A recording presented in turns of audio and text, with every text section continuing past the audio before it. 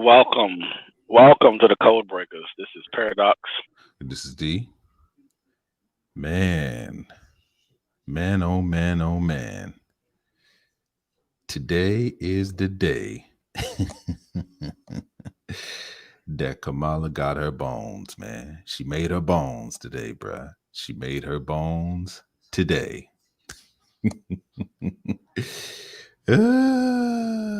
Man, I guess we kind of spoke it into existence the last program. Towards the end, we was actually talking about it less than what you say, what, About two to 20 three minutes. hours before the even, because we was up into the morning time talking about possibly our next program was about to be about Kamala Harris and who's a possible VP was and everything. So Probably announced about 8, 10 hours after that. Yeah. yeah, very interesting, man. But Yeah. that's You that's held that's tight what on it is. Kamala. You Yeah, say what? I said you held firm on her being the pick. Yeah, yeah. I mean, it's well, we're gonna get into it, man. But yeah, definitely, man. Just go ahead and I guess hit everybody with that date since we come on very very late, man. So we can start Right. this thing cranking. It is uh August 12th, Wednesday, 2020. So we have been told. So we have been told. Shout out to Gus T. Renegade. Context of white supremacy still going strong. Please, please, please, if you guys are interested about knowing about the system, or if you have any questions about the system or whether the system actually exists, there is a logical and informative program called the Cows, and I would basically always point people there because I think that it is the most balanced um, program that I have actually seen dealing with that. So definitely something you could check out. Absolutely. Can you hear me? Can hear you clearly. All right, cool.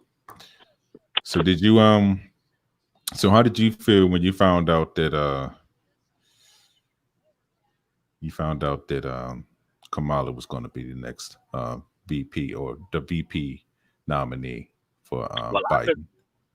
I've Because been prepared. you the one told me I was still waking up, man. When you told me about it, I'm like, oh, really? So I was you knew prepared. before I knew. I was prepared for to what March. Uh, but you know, so I think that it does make sense. I mean, he could have went a few different directions, but this direction works just fine because for me, depending on how depending on how the right suspends this, as far as her being the next president, I'm gonna see. We will see. Will that work against her? Outside of that, on the left, I think she checks some boxes.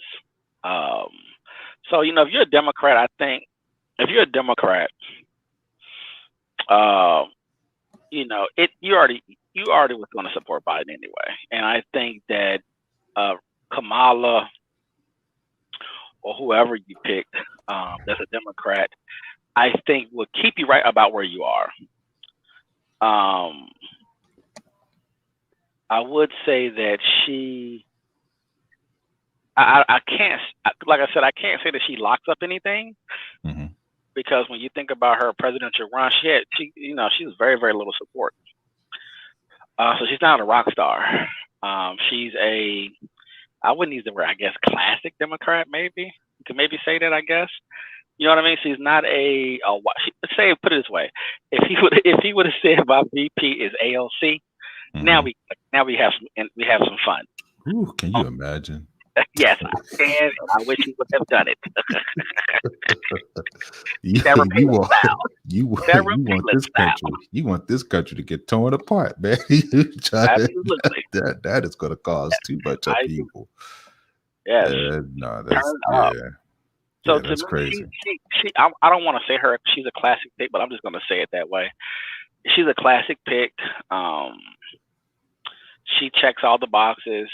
She fits what the energy is right now in the country. So it covers the cultural politics. It covers the gender politics. It covers the left politics. She's a Californian, born and raised in San Francisco. So that's a check by huge advocate for LGBTQIU. A, I think it's A at the end. I think. So she's locked in on that. And she is, like Barack Obama was, I think, a really good form of, I would say, on one side, confusion. Talk about identity as far as trying to understand the impact of race as a tribe, race is being solidified as a real reality. You know, versus unification as a nation in a sense, or as becoming one group, right? But instead, it enhances, quote unquote, race. And again, I'm here as an observer. Race maybe exists, maybe doesn't. You know what I'm saying? I'm just here to observe the society and the culture, and it appears that word race and the definition of it, obviously, it's here somewhere. I read enough articles about it from these prominent newspapers and websites and stuff. But so you have a person who is claiming to be Black, African American, or she's being tagged as Black or African American. Sounds like a forced classification to me. She's probably being raised as a Hindu. Now, her mother is probably within the caste system of India, at the bottom potentially. I'm not totally sure. You know what? Don't get ahead of it. I got it even better. We're going to go ahead and show you Kamala's family history. One thing that we want to be here on this particular program is accurate about who people are, what they is, and how they describe themselves. So basically keep that in mind when you talk about the caste system in India, and then basically what they call those people back in India. And then remember the classification of what we said, the word Black, okay? Yes. This is very, very important for the audience, because I think that people think that that is just a term that is just used here in the States. It was created here in the States, but once that became a world system, it was used in other actual avenues, because caste system was no longer the most powerful system to identify people anymore. Race was. Let me repeat. Once the United States took over and became the global power on the planet, the caste system no longer was the predominant system to identify groups of people. Race was. Facts. Big facts. Very, very important to understand the difference. So with that in mind, let's go ahead and get this thing started. Ready for the play? Make sure everything is good. Tell me if you don't hear it. Enjoy the video. We'll see you on the other side. It's not that long.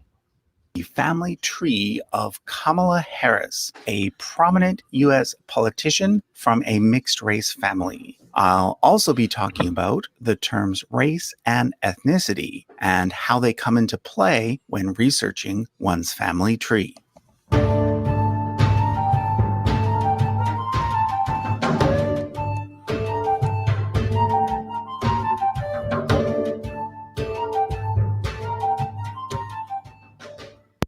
Kamala's father is Donald Harris. He was born in Jamaica, but immigrated to the U.S., where he became a professor of economics at Stanford University. What did you say? You said turn it down? It's too loud? Yeah, just a little bit. Yeah. Okay. According to Professor Harris, the two individuals who had the biggest influence on him during his upbringing in Jamaica were his two grandmothers, known as Miss Crishy and Miss Iris. Miss Crishy owned and operated a dry goods store in Brownstown. The name Brownstown comes from its founder, Hamilton Brown, an Irish slave owner who, according to Donald, was an ancestor of Chrissy Brown. This fact made the rounds last year when several far-right media outlets tried to make Kamala Harris look like a hypocrite by claiming that her Jamaican ancestors were a bunch of slave owners. Here's the thing. Like I mentioned in my video on Berry Gordy, most Black Americans have at least one white male somewhere on their family tree because of the sad fact that during the period of American slavery, slavers often raped females whom they enslaved. But this doesn't change the fact that far more people on their tree were likely on the other side of that equation, as enslaved individuals of African descent. So how these facts are supposed to make Kamala look bad is beyond me. Anyhow, let's now look at the other side of her family. Her mother is Shyamala Gopalan. She was born in Chennai, India, but like Donald, immigrated to the US. The two actually met during their graduate studies at UC Berkeley, and they were both involved in the US civil rights movement. But whereas Donald studied economics, Shyamala studied medicine and became a cancer researcher.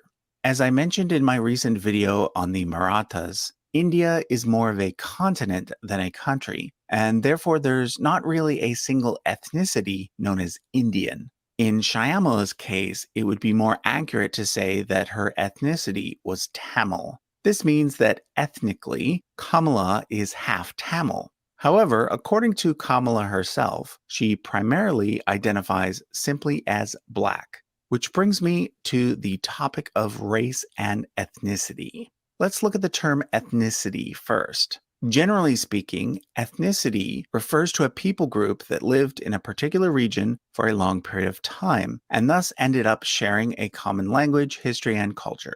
Nowadays, DNA testing companies claim to give people an ethnic breakdown of their ancestry, but really what they're doing is just using a set of genetic samples from around the world to estimate the regions that a person's ancestors likely came from. So in this sense, ethnicity has also come to mean regional genetic variation, and thus has at least some sort of basis in science. The important thing to keep in mind, though, is that the total number of ethnic groups existing in the world today numbers in the hundreds, if not thousands. And the exact way in which all the various ethnic groups are divided and named will vary depending on which research team is doing the work.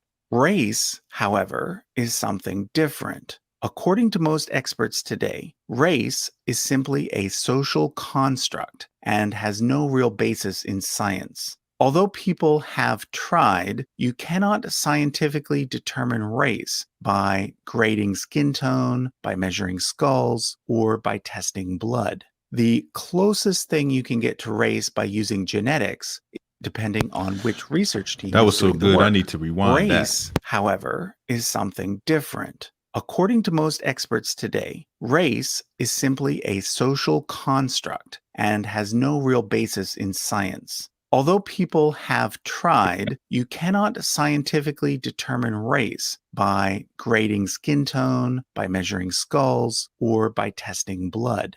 The closest thing you can get to race by using genetics is to simply organize ethnic groups by continent. So, for example, we can say that a person has primarily European ancestry, African ancestry, Asian ancestry, etc. But even there, it gets complicated because genetic variation doesn't always match neatly with continental lines. For example, North African DNA is quite distinct from Sub-Saharan African DNA, and South Asian DNA is quite distinct from East Asian DNA. So when we try to match genetic variation with very specific color words like white, black, brown, yellow, red, etc., the science of it all fades away very quickly, and we're mostly just left with social conventions, which sadly tend to be based more on prejudice and stereotypes than on anything scientific. So that's why it is usually said that race is a social construct. Most of the time, a person's race is simply a combination of how that person chooses to define themselves, and perhaps even more so, how society chooses to define them. In America, a person with one black parent and one white parent, like Barack Obama, for example, is generally considered to be black. This is because society tends to treat that person as being a member of whichever race is less privileged in that society. Because of this, mixed Can I just say this? And I because here's the thing, man, and I want people to understand this because I don't like gloating, saying that I'm right, this and that, da, da, da, da, da, da. It's not about that. It really really isn't. But I just hate. No, let me rephrase. I just dislike that we don't believe anything unless it's coming from white people. Mm-hmm. And the fact that we don't know that they have tagged us with this, and that is a forced classification. Because when he's saying, best believe when he's saying what society basically have treated you, how society has treated you, that throws him into the so-called black box with us, right? Not ethnicity, not culture, not sharing the same culture, not none of that type of stuff. Even that doesn't mean anything in a sense of your treatment at that moment. You just get thrown in there with all the rest of the blackies. That's what you're going to get. So I'm glad that he's showing the correlation between the groups. But then when he broke down, we're going to get to Kamala's deal in a minute, because there is, I think, a very distinct reason on how even those two got together. Now you can see from even the pictures, Kamala doesn't come from anything close to being white lineage at all, which is very interesting. Which is very, very interesting, because all the white lineage that she has is going to come from who? Her father, not her mother, most likely. Right. So that's what's so interesting about this. But I'm gonna go ahead and continue. I just wanted to kind of interject there, because I have argued this for so long, trying to explain people the reason why we sit up here and say, I don't like using the word race as a social construct. I think that the more prevalent thing to say is race is forced on us. So the classification of black is a forced classification. Hence the reason why we have so many disagreements internally about what black is, who is black, what you should believe in, how we should move, and this and that other. Because when people say black, if you're saying black American, then that's another thing. And then who going to be claiming that? Who's the black Americans around here? Because there are a lot of black Americans that have a lot of different type of experiences. Anyway, so I'm gonna leave that alone. But yeah, let's get back to the video. Mixed race people usually end up self-identifying with the less privileged group. In other words, unfortunately, race is often something that is defined by racism and society's tendency to racialize people. This is why we end up with complicated issues such as passing and discussions on whether so-and-so is black enough. So, am I saying that we should be blind to race? Absolutely not. Ignoring race would be ignoring the fact that some people still get treated differently than other people, simply because of social constructs related to skin color. This is particularly important when it comes to African Americans. Long before the advent of DNA tests, people of European descent in the Americas have had the privilege of being able to define their ethnicity in more precise terms. For example, I've long known that my ancestry is primarily a mix of English, German, and Irish. However, because of the long history of American slavery, Black Americans often don't have this privilege. They simply know that their ancestors came from Africa. Therefore, they are stuck with simply identifying as Black. So the bottom line is that race is still an important concept when it comes to understanding history and for making policy decisions today. but don't think that it can be determined simply by looking at a person's family tree or their DNA results. It's just not that simple. Anyway, back to Kamala Harris's tree. Her maternal grandfather was named P.V. Gopalan. He was a lifelong civil servant, holding major government positions in both India and Zambia. He, along with his wife and children, were Hindus, and therefore Kamala grew up attending a Hindu temple as well as a Black Baptist church. Today, Kamala identifies primarily as Christian. However, she also has ties to Judaism. That's because in 2014, she married Douglas Emhoff, a Jewish lawyer. He has a son and a daughter from a previous marriage. And so, although Kamala has not had any children of her own, she does have 2 stepchildren. As for siblings, Kamala has one sister named Maya, who is married to Tony West. Maya, like Kamala, became a lawyer and is currently also an MSNBC contributor. Tony, also a lawyer, was Associate Attorney General under Barack Obama and currently is the Chief Legal Officer for Uber. Maya has a daughter named Mina, who was born when Maya was in high school. Tony is her stepdad. She, like the rest of the family, is a lawyer, but recently she also authored a book called Kamala and Maya's Big Idea. So that was a look at the family tree of Kamala Harris, potentially the first woman to hold the position of Vice President of the United States, and potentially the first Black American and American of Indian descent to hold this position as well. Thanks for watching.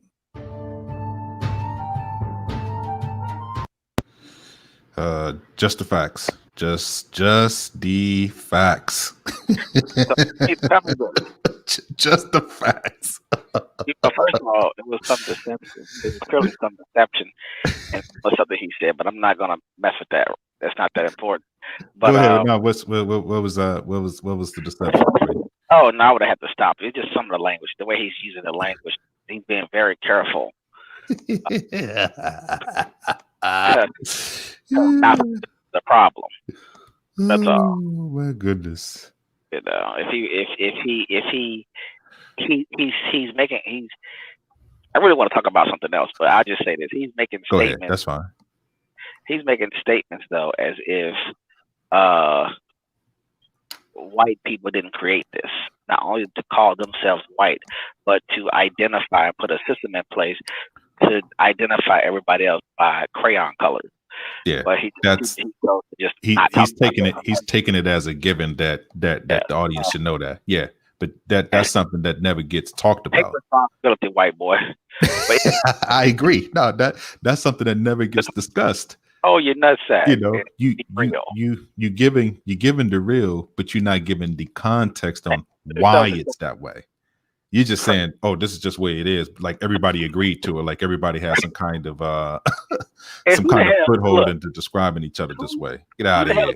Who the hell wants to be picked as non-white? He said that people decide to go with the lesser. He said that to go with the lesser. Yeah, it's a word. Hold on. What? There's a word for it. It's called hypodescent. Wow.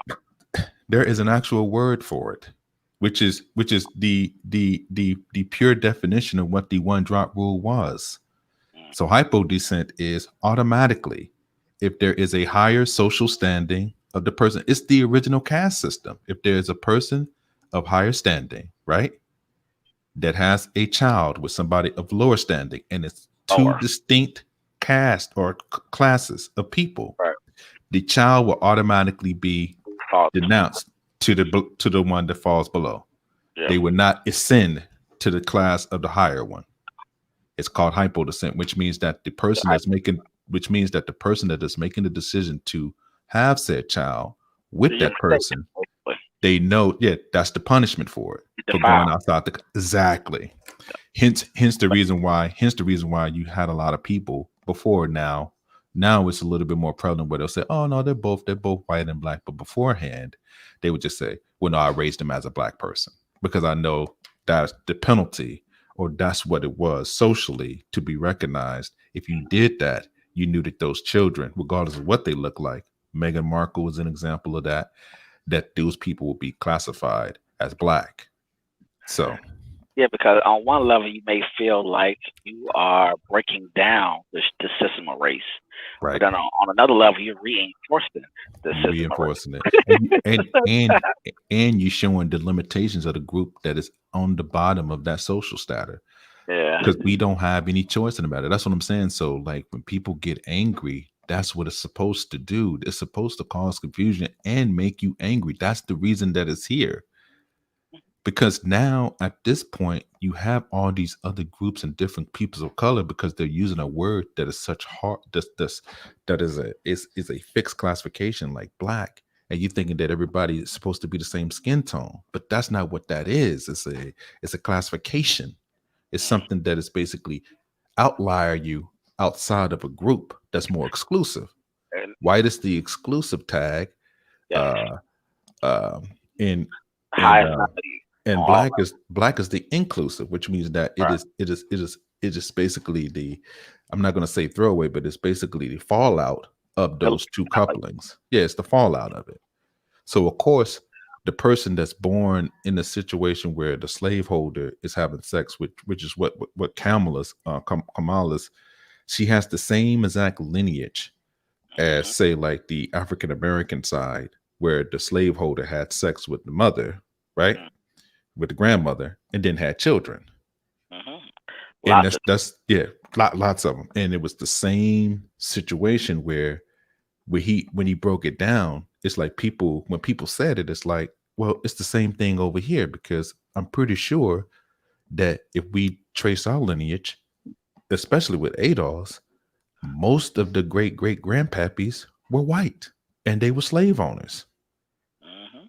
But you didn't have access to that power. Now, some people did, because some people actually was able to go to college and then do certain things. But for the most part, there's still people within that family tree that still were mistreated. And anyway, it still falls apart at the end of the day. That's, I mean, he kind of broke that down pretty neatly. But the part of who's responsible for this never gets tagged to No. the group that And, basically created this. and the other issue that we have is that we, not me personally, but we should have rejected blackness. We should, in my opinion, we should have rejected the whole concept of it. And unfortunately, we did the opposite. We embraced it and then created narratives around it. And now we're here. So it is what it is. But Yeah. the other thing I was going to say was that Barack Obama is biracial. He's half Kenyan and half Kansan. And so it's interesting that when they introduced him as black, but they're making a concerted effort to introduce Kamala as Indian and Jamaican, or Indian and black. So I think Mhm. that's I wonder how long they're going to hold on to that. Is they going to hold that this whole run for the next couple of months and keep trying to tap into that South Asian culture? Because the South Asian lady came on TV and said her Twitter and her emails are blowing up, and then the Jamaican Mhm. came on and said his Twitter and his emails blowing up. Mhm. So the Mhm. Caribbean people are going crazy. The Southeast Asian communities are going crazy. Right. So I guess they're going to probably try to ride that wave a little bit. But it's just curious that they decided to do that. But for Barack, he couldn't be white. He Right. couldn't share in well, he has a white. What about his white side? And let's discuss that. Let's talk about what that means, and why doesn't he have more access to power? Because he has a white mother, a white family. He was raised by a white family. Why is he not getting more access to white power and to whiteness? Mhm. Kind of confusing. And it's not the financial part, because we know that he's financially was taken care of, was going to be taken care of for the rest of his life. It was the access that he was missing. The places where he was able to get certain parts of the access, but some of the parts where it made him a little bit easier to maneuver was still, becoming roadblocks for him, as far as the respect part, um, getting his legacy protected. See, he's going to go down as maybe like a token president because of how he wasn't able to get policy passed when he was an actual president. So he was almost like a what would I call somebody Was that's in office that didn't actually hold yeah, no lame, power, but it was almost like a lame. like a symbol, yeah, like a lame duck, a symbol. He was just his presidency was more of symbolism than it was And the substance. thing is, You see what I'm saying? Like he wasn't able to do certain things. Even he didn't leave a presidents have, legacy outside of the Affordable Care Act. Is but what there's he's going to be 40, known for. What they call Obamacare, basically.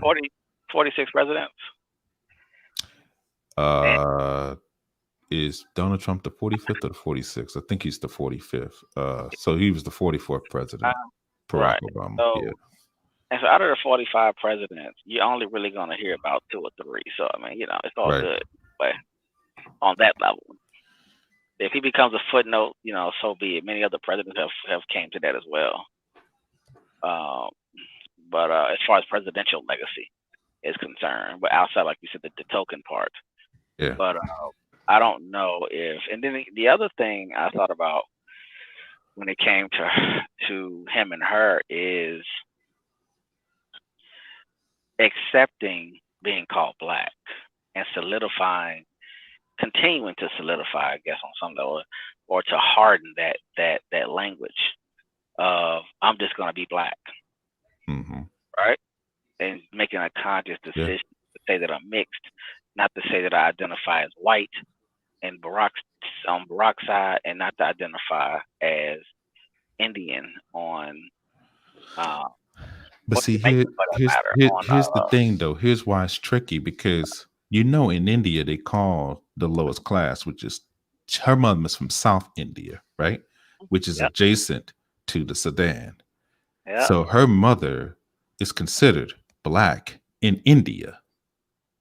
I don't know if people, I'm saying, if you look at the caste system, you already said it. She's at the very bottom of the caste system there, as far as her color, as far as the color caste there, the group that she's a part of. Not to say that they're not educated, not to say that they're not, smart people. I'm just saying that as far as the caste system there. Like what you're born into based off of history, yeah. Right. That's what you're born into. Right. Your group. And I think that's very interesting because her mother is not a light-skinned Indian. She's dark-skinned. Her mother could pass as a black woman, damn near. Right. She do her hair right, put certain type of clothes on. Right. No, right. No, those facts. Her body language a certain way. You like, oh, okay. If her mother was trying to walk around, right, and in Mississippi in the 50s, they would tell her, you can't come into the front, you got to go in through the back. Like dead ass. You definitely can't come in through the front and sit down. Absolutely not. And I think that is very interesting because knowing that India has had an actual caste system that has basically been, how long would you say that it's been their caste system?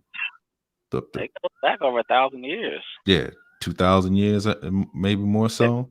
It goes back. It's one of the oldest type of systems of organizing people that we have in modern times that we can actually refer back to, that has some kind of history that we can look at. I mean, look, this is the thing, and I think what gets hidden, and they are not confused, by the way. But what gets hidden, right, is that they're not confused. That nobody talks about that. But I think that her mom understood that, I'm not light enough. This is not really a biracial thing. She's not going to really look biracial, which is the thing. Probably why she was in the marches against civil rights and stuff. Probably because she related. Right. Potentially, I can't speak for her, but maybe why she made it a point to have her classify herself or say that, hey, you need to just say that you're a black woman. I'm teaching you to be a black woman instead of saying that you're an Indian woman. But this is the problem with that. She's not a black woman. That's the crazy part to me. And the way you could look at it is what I'm saying. Absolutely. She is getting people. Culture. You're talking about culture wise. She doesn't have trace to African American people. Black people can't, in my opinion, black people who are classified as black in this country who are on the internet should not jump this shark to me and get out here and start talking about trying to equate her to black culture and putting her into that space to where she's going to be either she's gonna be associated with black people, black females, black males, or whatever. She is a immigrant American that's married to a white Jew. So it's weird to me if you put a lot of energy into her going to the black tropes as if she is a black person. Now, that's one side of it. What I think is interesting is that how easily people have been convinced that she is a black person, that she's claimed to be black, that she hasn't been necessarily challenged to her life until she became president of her blackness, and that it is a it is something that you can't do shit about. You cannot control her being black or not being black. She gets to identify, and you have to take it. Now, her identifying as black, she will be subject to the tropes. She will be subject to all of the things that come with being a black Right. female. But Right. if you are about what you talk about, she's the woman that you want to date. She's an immigrant, first generation, raised by a traditional immigrant mother from a foreign country. Her father's a foreigner. So Those are facts. it's a funny thing because I'm like, no, she's a foreign. She's a foreign chick. It's the reason why she didn't date a I black. wouldn't, but It's see, the reason why she dated a white, date a black. but Man. It's I the reason think, why I think, I think she don't that even rock with culture like that. I don't think. my pushback would be this: there are plenty of black people that we would say are black people in this country that have very similar beginnings that Kamala Harris has, that are classified as African American, and I They can don't name them. I to can the name class. them. I can name them. Maybe the fourth into the classification. Busta Rhymes. Both You said that. parents. Both You said parents that. are. Both parents are from the Caribbean. Tula Crew, Luther, Luther Campbell. Are you talking about? Are you using the word forced into being black? Or That's what I'm saying. That's what I'm saying. Because Okay. to me, the word black means that. When you say that she's not a black person, I think that what people, and I know what you mean when you say that, but I think what people are taking when you say that is that she's literally not a black person. No, she's not a person that have the same experience as African American people or people that are ADOS. She is not that type of black person. She is a person that have two immigrant parents. That is correct. She don't know what ham hocks is. She's not familiar with any of that. She know what jollof is, maybe rice and peas, stuff like that. And she probably barely knows that because she wasn't raised around her father. I don't know how many times she has went to the island of Jamaica. So I don't know how familiar she is with Jamaican culture. Kamala is an Indian woman that grew up in Canada. Culturally, she is. I Culturally. want folks to be careful. I want people to be careful tagging her as a black woman. I don't in think America. people here's the thing. I don't think there are a lot of black people. I think most black people are in the pocket that when I say black people, I mean most Black Americans. Black Americans are in the pocket that she is not them. Well, I'm gonna monitor the internet because I want to make sure that because she is the kind of woman that a lot of folks would want, which is an immigrant woman with an immigrant parent that has a whole different mindset and culture and behavior about how to be with men, how to deal with men, how to culture, how they're like you just said, the history. So there's no damage, there's no issues, there's no attitude, there's no X, Y, and Z. She's just a typical immigrant child that grew up in this country. I wouldn't say typical. Let's say I'm saying that there's some nuances. Okay, let's go to the next video. I got another exhibit here, so we're gonna go to the next one, and I think this is going to be one where we can discuss and kind of go back and forth on this one a little bit because I see it a little bit differently than you do, but that's cool. I think that's a good thing. And let's see. This talks about a look at her background, and this is who Kamala Harris is. So let me see if I can. Do you see the video yet, or is it? Let me just make sure that I can get it up. Hold on for just one second. I'm not even over there. Let me give it a second. Okay. to the other side of the career for a minute. Gotta get over there. All right, cool. Let's see if I can share this Right. thing. Oh, okay, I'm ready. Because I think this is going to be the contention. This is going to be things that's going to be, you know, ran through and kind of. But I just would prefer people to talk about her being just an immigrant female and just staying in that lane with it. That's all I'm trying to say. I think it's interesting that she's forced to be black, and people are talking about her in that context. I think it's funny. That's all I'm saying. No, I think what goes too far is when they say she's African American. Now, technically, the term African American was a distinction of ethnicity. She Right. don't have the ethnicity of being an African American, which ties her to African slavery here in this particular country. Now, I don't know if that term is always used loosely because black and African American are kind of used interchangeably, but they don't mean the same thing. Everybody that's black is not African American, but there are Jamaicans that are of mixed ancestry that do classify under blackness. You get what Right. I'm saying? So that's Not the the reason why Chinese the Jamaicans. term. That's the reason why no, Chinese Jamaicans do too.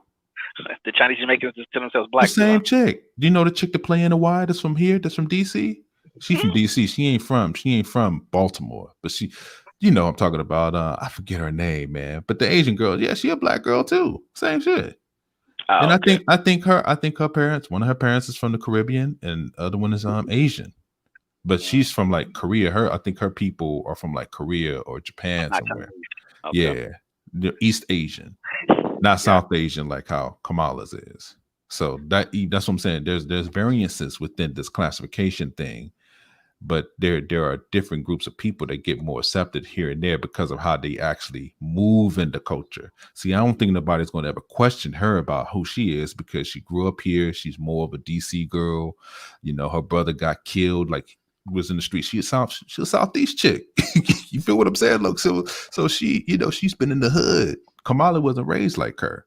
So there's a difference. You see what I'm saying? There's a difference between them two. That's what I'm saying. So there's a cultural difference, even though she doesn't have two parents that are from here But originally. the hood doesn't make you black either, though, right? No, but it does inform you on the culture. So Right. she doesn't maneuver like Kamala does, is what I'm trying to say. She never spent time elsewhere, most likely here, Right. other than when she became an actor or an actress, I'm sorry. And then she started to move around that way. But she grew up poor in the inner city of DC. So that's been her experience. Do you remember the Right. movie?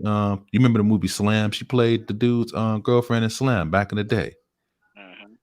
You know, and she was talking about her story. That was her story, like when she was talking about her brother getting killed and shit in the streets, DC. So, but anyway, let's keep it moving. You got it up, or is it So, Let me make sure that the sound is good. Let me know if the sound is queued up on this joint. Is that they prey on the vulnerable. Can you hear it?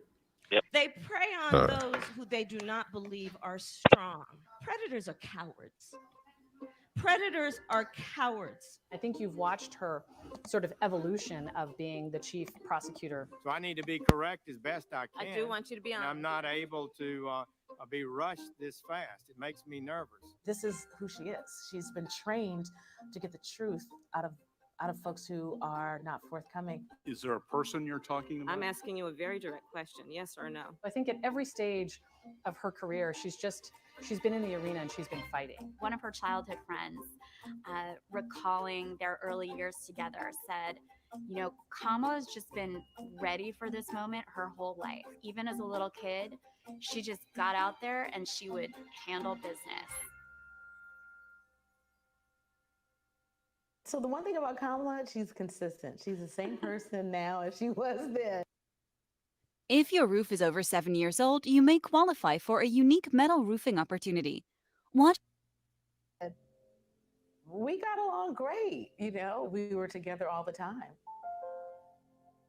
Let me take you back to kindergarten. There was a boy that had taken something I created, and I can't remember if we were doing like clay things or baking something or what have you, and took mine and messed it up, like threw it down, broke it.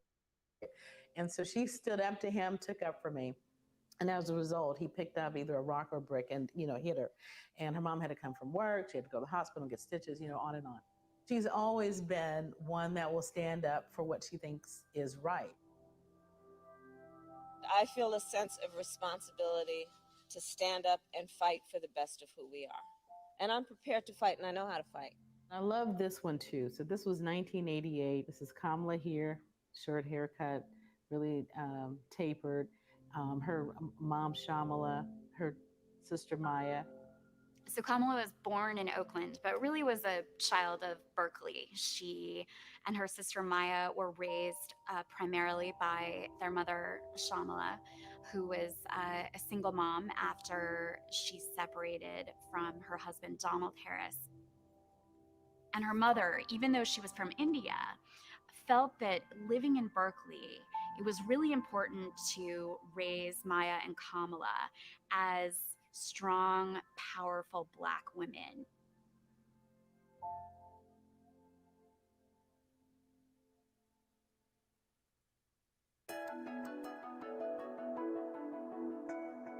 Kamala went to Howard University. That was where she really developed like a real sense of herself and her own power. Howard taught me, and it has taught you. You can do anything, and you can do everything. And while she was there, one of the big influences in her life was her sorority.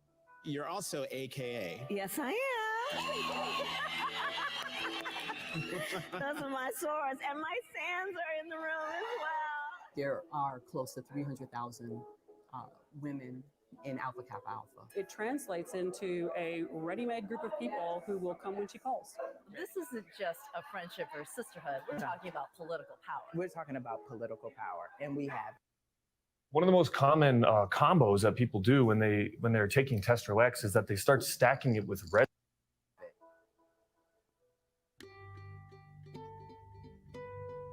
Even before she became a prosecutor, she really made a point of working with some of the most disadvantaged women in the Bay Area.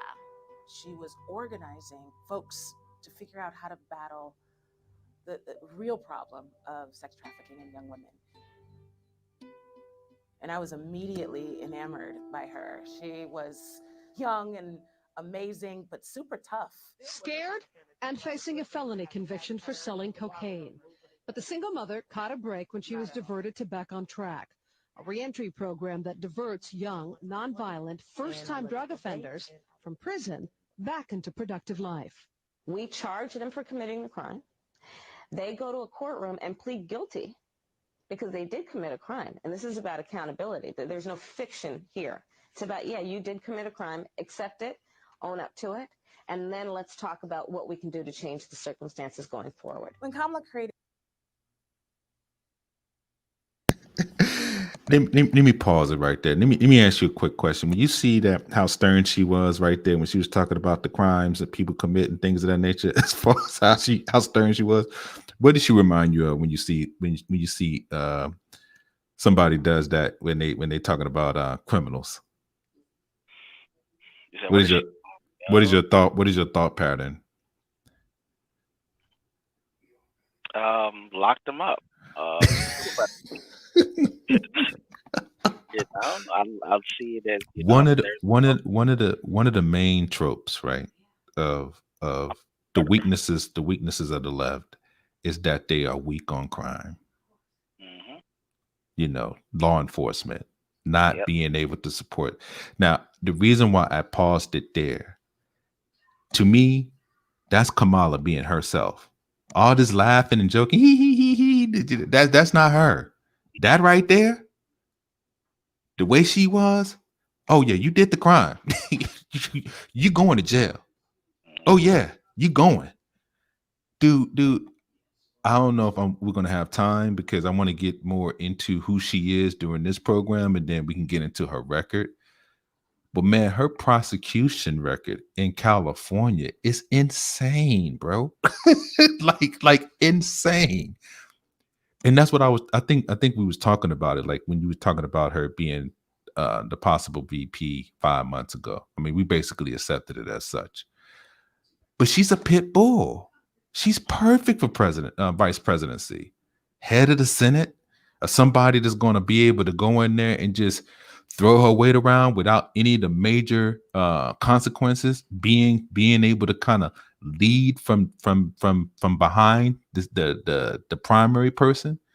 Because if you think that she's not going to be calling some of the shots in the presidency of Biden when all his faculties are not there, you got a whole nother thing coming, bro. And once she gets up in there in front of the Senate, I don't think people understand the vice president is the head of the Senate. I know a lot of people be like, "Oh, vice president." No. The vice president is the head of the Senate.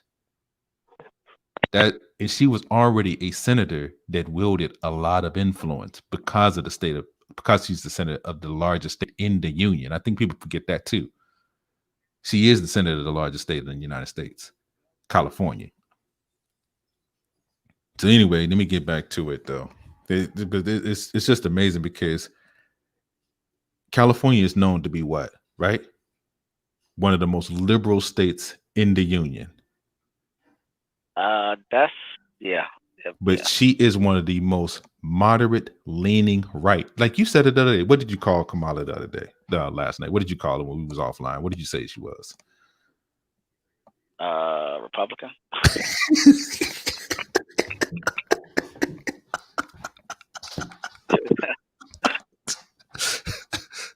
Attack that record if you want to, bro. Because the more you try to attack that record, the more it's going to look red to you. The more it's going to look locking up niggas, black men. Really? I don't think you want to touch that. I'm saying if you're a Republican, because once you start to touch the record, you're going to have to go personal on her. Because once she's going to look you dead in your eye and be like, that's nonsense. I'm the person to prosecute. I'm the one that did this. I'm the one. I mean, she's going to go in on you. She's going to go in. Period. Period. She's going to be like, don't look at me like that. I'm the one on record. I'm the one that basically killed Tugu. I'm the one that basically put the people on death row. They died under my watch. I think a lot of Democrats they're gonna. It's a lot. I'm saying liberals do not like Kamala Harris, dude. This is not a liberal pick. That's what I'm saying. Like I think a lot of people. I think the party platform may pull them left. That's But that's the point. They're gonna have to be forced. Yeah, they're gonna have to be forced left. Yeah, but I mean, is to go to the middle. But her record is her record, though, bro. Her record is her record, especially when it comes down to being tough on crime, because that's what a lot of people hit. They hit Democrats with that all the time. You got a soft underbelly. You see what I'm saying? That's the reason why Bernie Sanders get punched in the stomach when it came down to that, because you're soft on it. Soft Bernie, softy Bernie. Trump going there talking crazy about it. But no, you got to go personal with Kamala. Family, you ain't really this. You don't know who you are. Identity things. You see what I'm saying? But when it gets to her record, especially when it comes to crime, oh, they love that. They love what she did. Don't get it twisted. Don't get it twisted. They probably wish she was on their side. That's a fact. That's a fact, bro. That's all I'm saying. Because she would be, as far as her record is concerned, if she was red instead of blue, oof, Trump may drop Pence for her. Hey, Mike, you need to hit the bricks, bro. I got Kamala coming in here. Anyway. I think there's something else with that, because I think Trump kind of respects it. We'll get to that a little bit later, but I just wanted to kind of throw that in a little bit, a little commentary in there. But no, when people want to talk about the real Kamala Harris, let me just rewind that for the people out there that's listening. Let's go back and just get back there So you can see, you see those eyes right there? You see how serious she looks right there? You see that black woman looking at you like there? That forced in black woman? Let's go ahead and play it from here. Them for committing the crime. They go to a courtroom and plead guilty because they did commit a crime. And this is about accountability. There's no fiction here. It's about, yeah, you did commit a crime, accept it, own up to it, and then let's talk about what we can do to change the circumstances going forward. When Kamala created Back on Track, she deeply knew and understood the flaws in the criminal justice system. She came into office, she was very clear, not on my watch. Sometimes it was 7, 8, 9 at night, and she would, again, dressed like she was entering the courtroom. And I remember one of the young women asked her if she ever dressed down to work. And she said, I would never come in front of you not being my best. What I saw her do with no resources, with an instinctual drive to change the system was amazing. As I hold the office of District Attorney for the City and County of San Francisco. Congratulations. You know, it's important, I think, to remember that she was running as the first female DA in San Francisco in our city's history. So we'd never had a woman in the state of California. There had never been a person of color to be DA. And, you know, it's funny, it's something that Shamla would say a lot of, you know, people might be comfortable with women in leadership, but not when it comes to their safety and not when it comes to their money. She was so deep in third place. I remember someone in law school pulled me aside and he was like, Susie, it's really admirable that you're supporting this woman. She does not have a chance. And if you really want to be a prosecutor, you can't support someone who has no chance against the sitting DA. Kamala wouldn't stop. 38-year-old Kamala Harris came out of nowhere and was swept into office as San Francisco's district attorney. And as she did, she made history. She was the first woman. Those were the hardest years of her career. Officer Isaac Espinosa was killed nearly 2 weeks ago on duty in the Bayview district. 21-year-old David Hill is accused of shooting Espinosa with an AK-47 assault weapon in the unprovoked attack. Isaac Espinosa was a model cop. He was the type of person that you'd want on your side out there in the community, keeping you safe. He was undercover. Pretty much everyone in the community was calling for the death penalty for this suspect. And Kamala Harris had made her position on the death penalty clear when she was running for DA. She didn't believe in the death penalty. She did come under extreme fire for that, and she was really out there on her own. But her conviction never wavered. She took it from all sides on that case. And I think probably the most bracing example was being at the funeral of Isaac Espinosa, and U.S. Senator Dianne Feinstein had been invited to give the eulogy. And she departed from her prepared remarks, and she called out the district attorney, not by name, but making it very clear right in front of Kamala Harris that she felt that this was a case where the death penalty was warranted. And Kamala Harris stood her ground.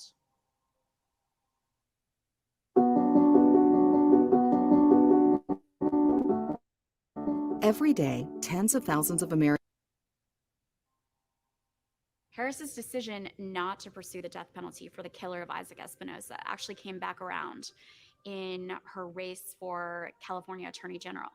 She was running against Steve Cooley, who was the district attorney of Los Angeles County, and he basically made that race all about the death penalty.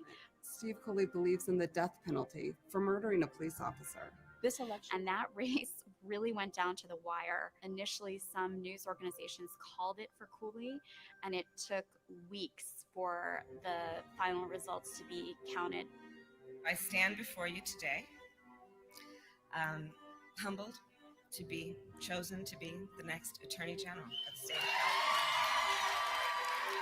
You position yourself as aligned with the progressive movement to make criminal justice less punitive and racist, yet your record as a prosecutor shows that you embrace the tough on crime mentality. As a prosecutor, my duty was to seek and make sure that the most vulnerable and voiceless among us are protected. As Attorney General, she is faulted for fighting to uphold cases where there had been wrongful convictions, in some cases where they had involved prosecutorial misconduct. Criminal justice advocates felt that she was much too cautious and politically calculating, was often the criticism when she was Attorney General. She did a lot of work, both on her presidential campaign and over the last year, to try to address that distrust in the Black community. She believed, as a young lawyer, that she could make a big difference if she was working from within the system to try to affect change. I will not be running for the Senate in 2016. So after Barbara Boxer announced her retirement from the U.S. Senate, Kamala Harris had a pretty easy glide path to the Senate. And she went out there and once again hustled and worked hard and won pretty easily. So let's get to work. Si se puede. I solemnly swear to support and defend the Constitution of the United States against all enemies, foreign and domestic. Once Harris made it to the Senate, she really made her mark, not so much through legislation, but in the hearing room. Can you think of any laws that give the government the power to make decisions about the male body?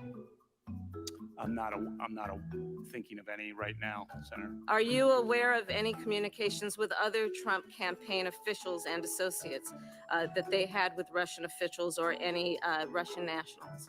I don't recall that. She's intense to be questioned by. Is there a person you're talking about? I'm asking you a very direct question, yes or no? I've been on the other side of being questioned by her, so there's an aspect of sympathy or empathy I have with some of them. The discretion. I see no parallel. I'm not finished. I see none. I'm not finished. I'm not finished. People come to politics from different backgrounds, but when you come to it from the background of being a courtroom prosecutor, with the strike of your pen, you take someone's liberty away. The training of a prosecutor makes you make that decision based on a full assessment of the facts. The truth is, she's also supremely fair, but you're not going to get away with hedging or equivocating or dodging. It's just, that's not going to work. Welcome to New London. Are you in pain? Take a sound bath. Even though Harris had only been in the Senate for 2 years, in January of 2019, she decided to jump into the presidential race. As a young district attorney, I walked into the courtroom for the first time and said the 5 words that would guide my life's work. Kamala Harris for the people. So Kamala Harris looked like such a formidable candidate at the beginning of the race, but she never was able to maintain her position in that top tier steadily. She really struggled with fundraising, and she had a lot of infighting within her campaign, with some aides saying privately that it wasn't exactly clear who was in charge.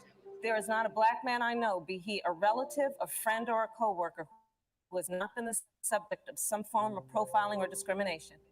Ironically, one of the most difficult moments of Joe Biden's campaign was a moment in which Kamala Harris really delivered what everyone thought at the time was a knockout punch. You know, there was a little girl in California who was part of the second class to integrate her public schools, and she was bused to school every day. And that little girl was me. And Look at Joe. Look at Joe. Joe, like, you bitch. Joe looking at her like, man, we talked about this. What are you doing, man? Hey, you remember, Paradox, you there? Paradox. Yeah. Yeah. Do you remember what we called what we called their little pairing? What we actually called it? This right here is what you call the quintessential, the rule of 2. For all of my Star Wars fans out there, the rule of 2. The look she gave him and the look he gave her, just like, are you serious, man?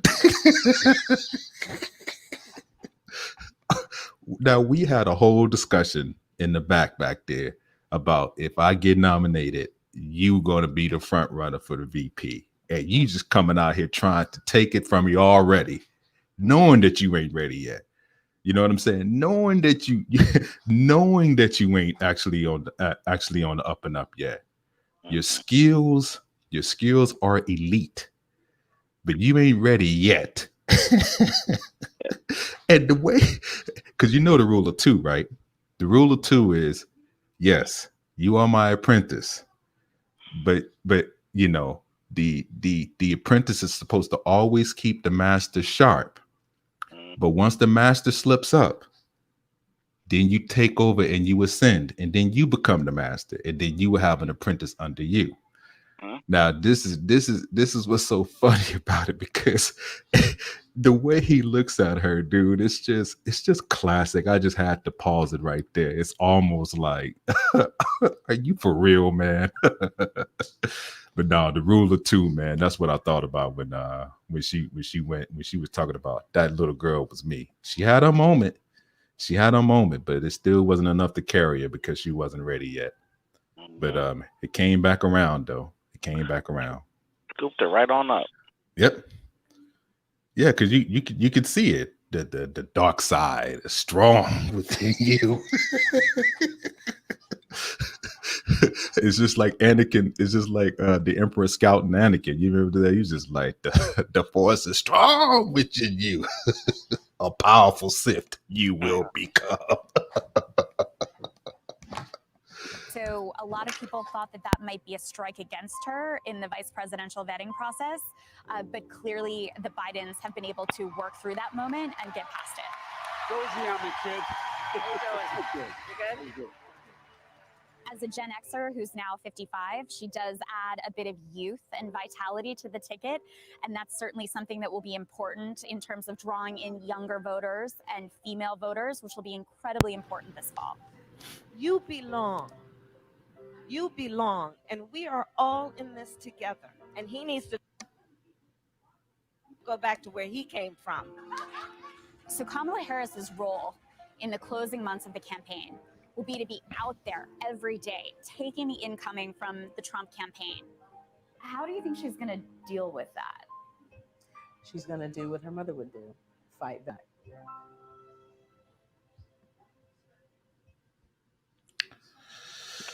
What her mother would do.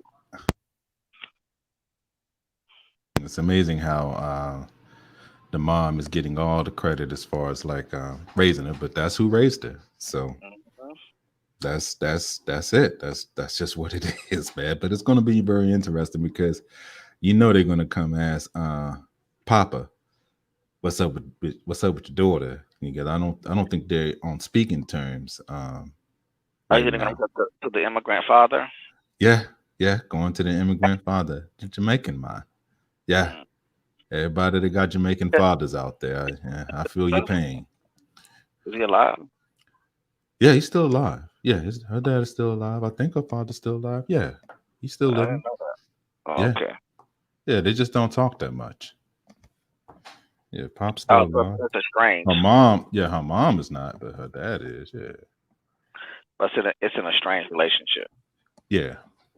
It's just very strange right now. Now that could change, but for right now, that's what it is. But what did you think about the video? What are some of the thoughts that you have on that? I mean, and she replaced Barbara Boxer too, boy. A lot of people. Yeah. Oof. Man, I wonder if Barbara was told, because Barbara ain't that old. I mean, she could have hung in there for a little bit longer, but she must have been told that, hey, it's time to move on. We gotta. Well, for one, I don't want anybody to force me to see her as a black woman. I see her as a Indian woman. Okay.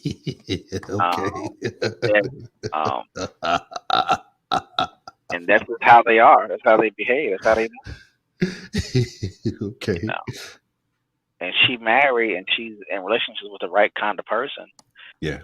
She chose the cream of this country, which is a white male. And so cream.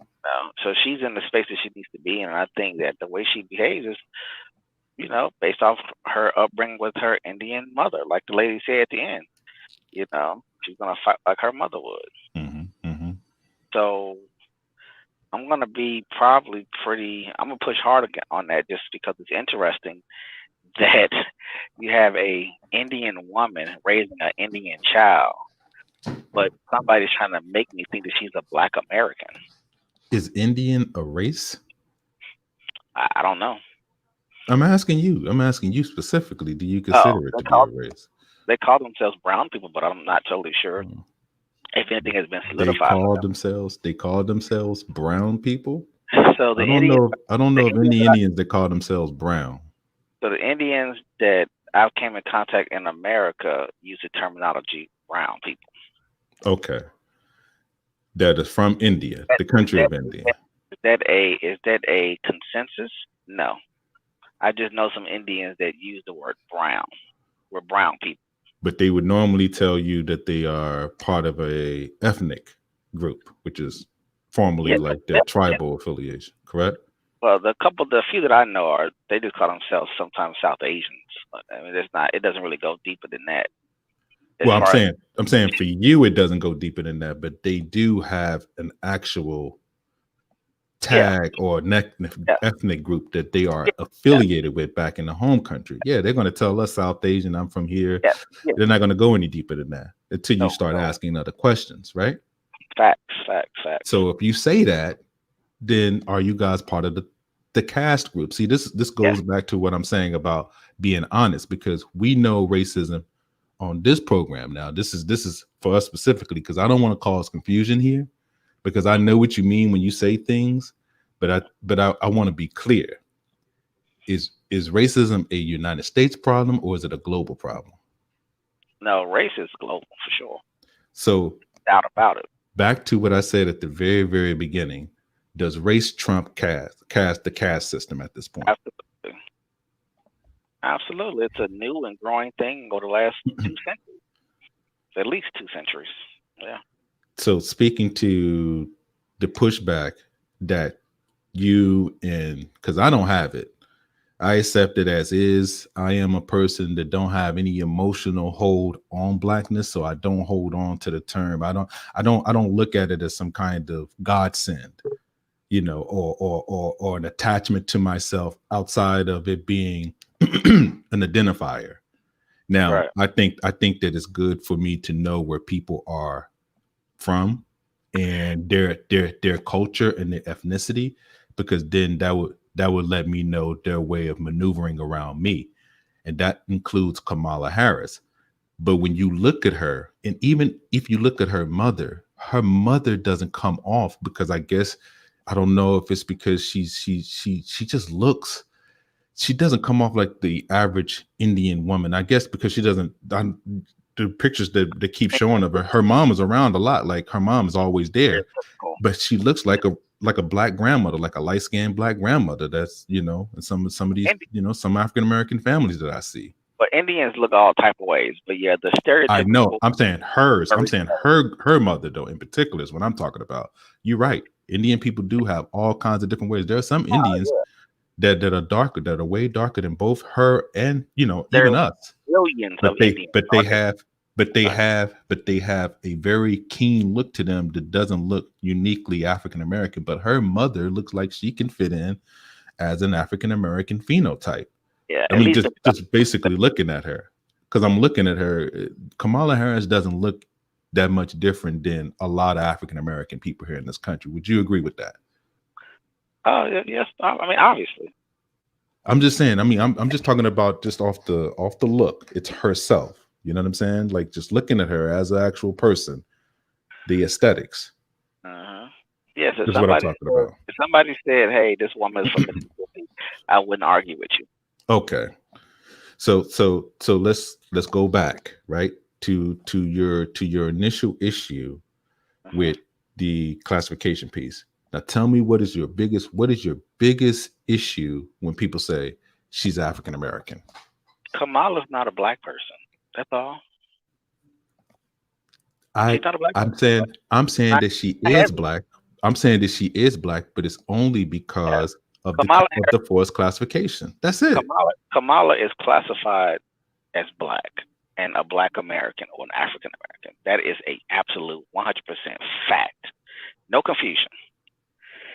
What I'm saying is that Kamala is not a black person. Kamala is an Indian immigrant. Is what I'm trying to say. She's not an immigrant. She's not an immigrant. She's first generation. Her parents are immigrants. Close enough. But if you say she's an Indian immigrant, then that means that she must have both parents from India, right? She can have parents from maybe she can be a Jamaican immigrant too. Either you can interchange it. But see, that don't hold weight because most of the rappers in this country have Jamaican roots. And they're African, they consider themselves African Americans. Are you saying that those people are not African American or black either? Would you say that? I mean, I could make an argument for it. No, I'm just saying. I'm just saying because we got to keep it consistent, right? Because we're talking about people's parents at this point. I'm talking about people's parents that wasn't born here, right? That's what we're talking about. No. I would say it like if you are of Chinese descent and you immigrated to Jamaica, you're Jamaican. Would I argue with you if you called yourself a black Jamaican? Or if you immigrated to America, would I consider you a black person because you came from Jamaica, or would I consider you a Chinese person? So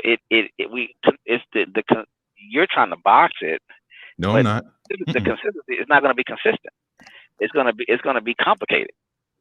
I'm saying that race is the global classification. It doesn't have anything to do with where somebody is from initially.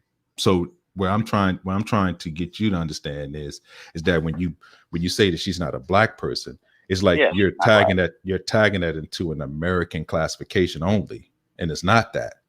The American classification or the immigrant status don't have anything to do with her blackness. Is what I'm trying to say. But you're saying that it does. But I think what you're talking about is the American component. She is not ADOS. That's what I'm saying. We agree right there. She's not ADOS. She's not tied to American slavery. That is a fact. There's no denying that. I wasn't even going there with that stuff. But the only thing I'm saying is that she is a Jamaican. She's half Jamaican, or half black, or half African, and the other is Indian. She was raised by an Indian woman. Her parents are immigrants. That's all I'm trying to say. Yeah, of course. She's raised by an Indian woman, no doubt. Right. More to the accuracy of it. She's raised by a dark skinned South Asian lower caste woman. Is that also a fact? Of course. Yeah, she okay. I'm just saying that when you say she's an Indian woman, it makes it sound like there's some kind of elevation there outside of the whole classification of being black. Not at all. I mean, her mother happened to have gotten pregnant by a Jamaican man, but I would argue that she's an Indian woman. That's all I'm trying to say. Her mother can't raise her to be a black woman. She is an Indian woman. Period. It's like it's not deeper than that. But no, that's just a fact. You don't get raised to be a black woman. How do you get raised to be a black woman? I have no idea. That doesn't even make. I mean, that's what I'm saying. You gotta check your language, bro. I'm gonna hold you to it. But anyway, let's move. Let's move on from there. Her mother is Indian, and her mother raised her. So her mother is Tamil, to be more specific. All right. They even said India breaks down more as a continent than an actual country, which means that they have their particular location. South Asia is very different. South India is very, very much different than, say, Northern India. Very different. For sure. So that's what I'm saying. There are distinct differences as far as the culture is concerned. So when you just put out a blatant, she's an Indian woman, that is facts. But there are also some similarities as far as the caste system and then the racial classification being here. That's all I'm trying to basically correlate, because we understand that race and everything else is a global phenomenon now. And so far, I haven't found anywhere where the mother has said, "Oh, well, I raised her to be black," because we've had that conversation as well within the white-black space. But in the Indian black Jamaican space, which I guess we've never discussed. But here's the thing. I'm going to ask you a question about Paradox, because I hear this a lot, right? When have we ever seen her around anybody that is of Asian descent? Why I'm saying outside of her mother, when has she ever been around? I'm saying outside of white people and so-called black people that's in this country, when have they shown her around people that are like saying we rock with Kamala, me and Kamala, we grew up in the Hindu class, or whatever the case may be. Now they may actually pull some of this, you know, in her when she gets deep into the actual nomination or whatever. But we'll see. She decided to marry a white Jew. She spent a lot of years living in a different country. Man, you trying to get us tagged, bro. You keep saying that word, white Jew. There's a lot of people that don't believe that Jews are white. Oh, okay. Are we saying that? Because wouldn't that be the same thing as saying that Kamala is black? Think about it. What do you mean? Where you mixing in ethnicity, right? A ethnic term such as Jew with whiteness. So we're saying that somebody is white plus Jewish. Same thing with how Kamala is both Indian, but then classified in the race of being black. Same thing. So you can say white Jew. You could say the same thing about her being a black Indian woman. Yes, I could definitely say that. Yeah. Okay. Sure. Of course. Okay. She's a black Indian. Okay. All right. That's what she is. I wrote you that in text message actually 3 hours ago. But just understand that's not you saying that she's not a black woman. No, she's not a black person. Rock's a black person. But that's okay. You're caught in your own term, which is a paradox. That's why you be a real circular right now. You be a real circular. Barack Obama is not a black person. He was raised by white people, and his father's from Kenya. Those are absolutely. But I'm okay with everything is facts. Everything is facts except when you said that he's not an actual black person. Everything is facts. Everything else you said. He's classified as a black person based off. But what is blackness? What is the definition of blackness? I don't know. So is blackness about who's raising you? Because if blackness is about who's raising you, then that means the thousands and thousands of black, adoptees every day that get basically adopted by the Angela Jolies and the Madonnas of the world because they're raising a whole lot of so-called classified black children. That's facts. So, okay then. And and they ain't been around nobody black outside of they're not raised in no neighborhoods with black people. They're not around black folks or none of that. But you ain't gonna hold on before I move my bishop to knock over your queen, sir. Hold on for a second. What I'm trying to tell you, man, is that this is the reason why we have the issues within our group. The main reason why I try to go on other people's panels and I try to kind of get into this because I know why you're saying this, right? But there are some people that say this as if they have control over the classification. You have a full knowledge that you don't have control over the classification. We're not talking about control here. You see what I'm saying? But it comes across, right? Because people will use what you're saying as being basically like you have some kind of control over the actual classification. People, relax. Right. But I'm saying I know that. But what I'm saying is when we use these terms interchangeably, the exercise is basically showing the lack of control that we have within the actual classification, because it always go back into, that's why I always go back into the reality about not what it should be, but what things are. So if it's a situation where I'm basically Neo in the Matrix and I'm telling you, hey, no, that's not real. I'm sitting up here stammering because now you're basically showing me the real world that everybody basically is a battery and everybody's basically potential agents, and that what we're living in is just some kind of made made up system or dreamscape or whatever. And then when you show me the reality of what things are, imagine the same thing when people look at race for what it truly is. It's not genetics. It's not none of this. It's not where you're from. This is a strictly classification used to group people and to be able to manage them in a sophisticated class system based off history. That's it. But what happens is we manipulate terms, we get to talking about it, and then we get mix and match and things of that nature. But this what makes this so fascinating. This is so juicy because Kamala, which is my North Star, I have told people on various panels, it's going to be Kamala Harris.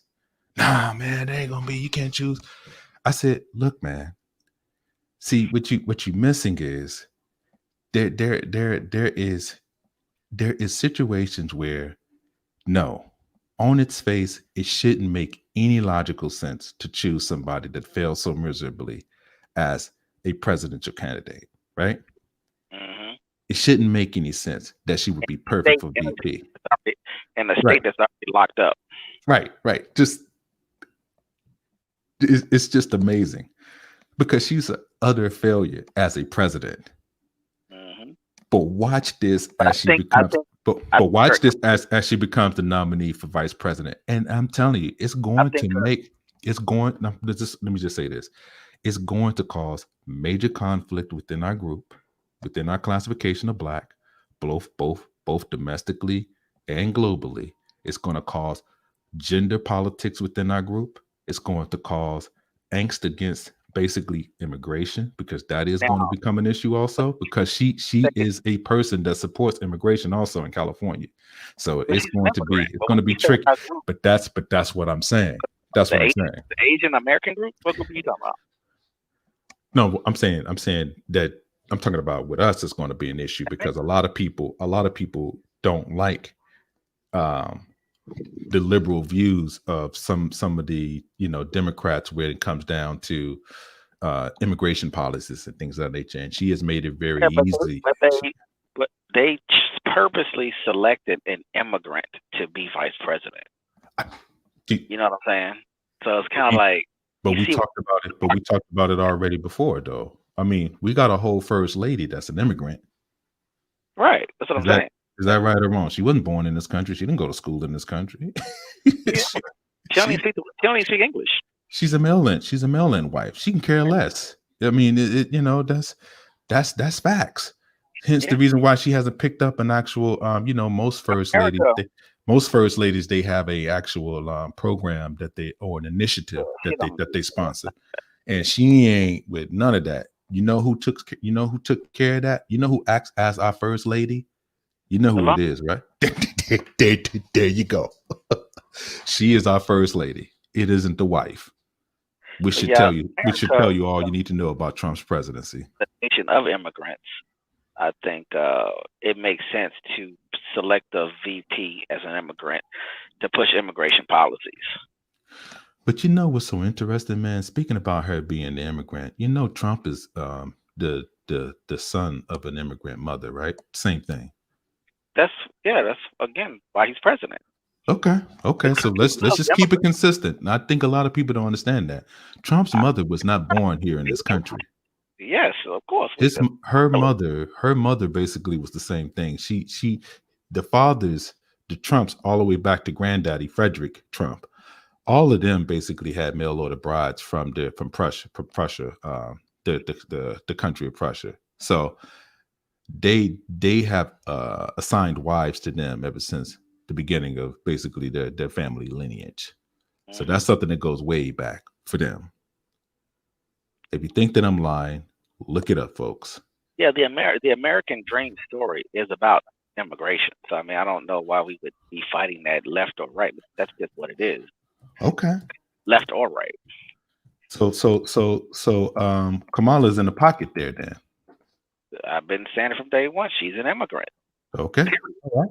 So let's keep it flowing. And one of the biggest contributors to Kamala's campaign when she first got Attorney General was Donald Trump. I think he likes Kamala, man, to be Yeah, honest. I think Kamala is an immigrant. She comes from an Indian background, which means that they're more compliant people. They have more of a family cultural, and she's ambitious. She's smart. That's what you want in a female, Yeah. So right? yeah, She has no American angst, no American conditioning, no American all those things that come with being here for generations. She doesn't have any of that stuff. She's uninhibited. right. You know, even when Right. even when she selected her husband, she went with the cream. Like I said, a white Jewish male Mhm. of high status. So that's who she is. The rest of the stuff that people are talking about is to me nonsense. I don't even know where it comes from. Like it's just made up from nothing. So how many times do you think that they're going to use the immigration status? How many times do you think Trump is going to attack on that? Today I've heard Indian a lot. I don't know how long it's going to last. As a negative or as a positive? As a positive. Okay. I don't know how long it's going to last. Okay. Trump's immigrant target is generally Central American people. Right. So I'm not sure. Because a lot of quote unquote Latinos, Hispanics, Latinx people are pro-immigrant. I mean, are anti-immigrant. So for anybody that want to know who Donald Trump's mother is, her name is Mary Ann McLeod. Mary Ann McLeod. Yeah, she was not born. She was not born in the United States. Okay, immigration has some complexity, but it seems to me to be if you get in, then you get in where you fit in, and it's almost like I made it, so you're good now. So it's a weird relationship with this country because once you get in, you in, and then you can decide to pick. You can pick whatever side. But obviously that's not the case, man, because nobody thinks about Donald Trump as an immigrant, right or wrong. You said no one thinks of Donald Trump as an immigrant? Nobody thinks about him unless you brings it up. Nobody thinks of him as an immigrant, bro. We talk about it so much. Keep it real. No, we do. Me and you do. This thing we say it so much, it just seems normal. But when people talk about immigration, they don't think about him being a son of an immigrant, which is a fact. It's not said. It's said, but not commonly. It's said, but not commonly.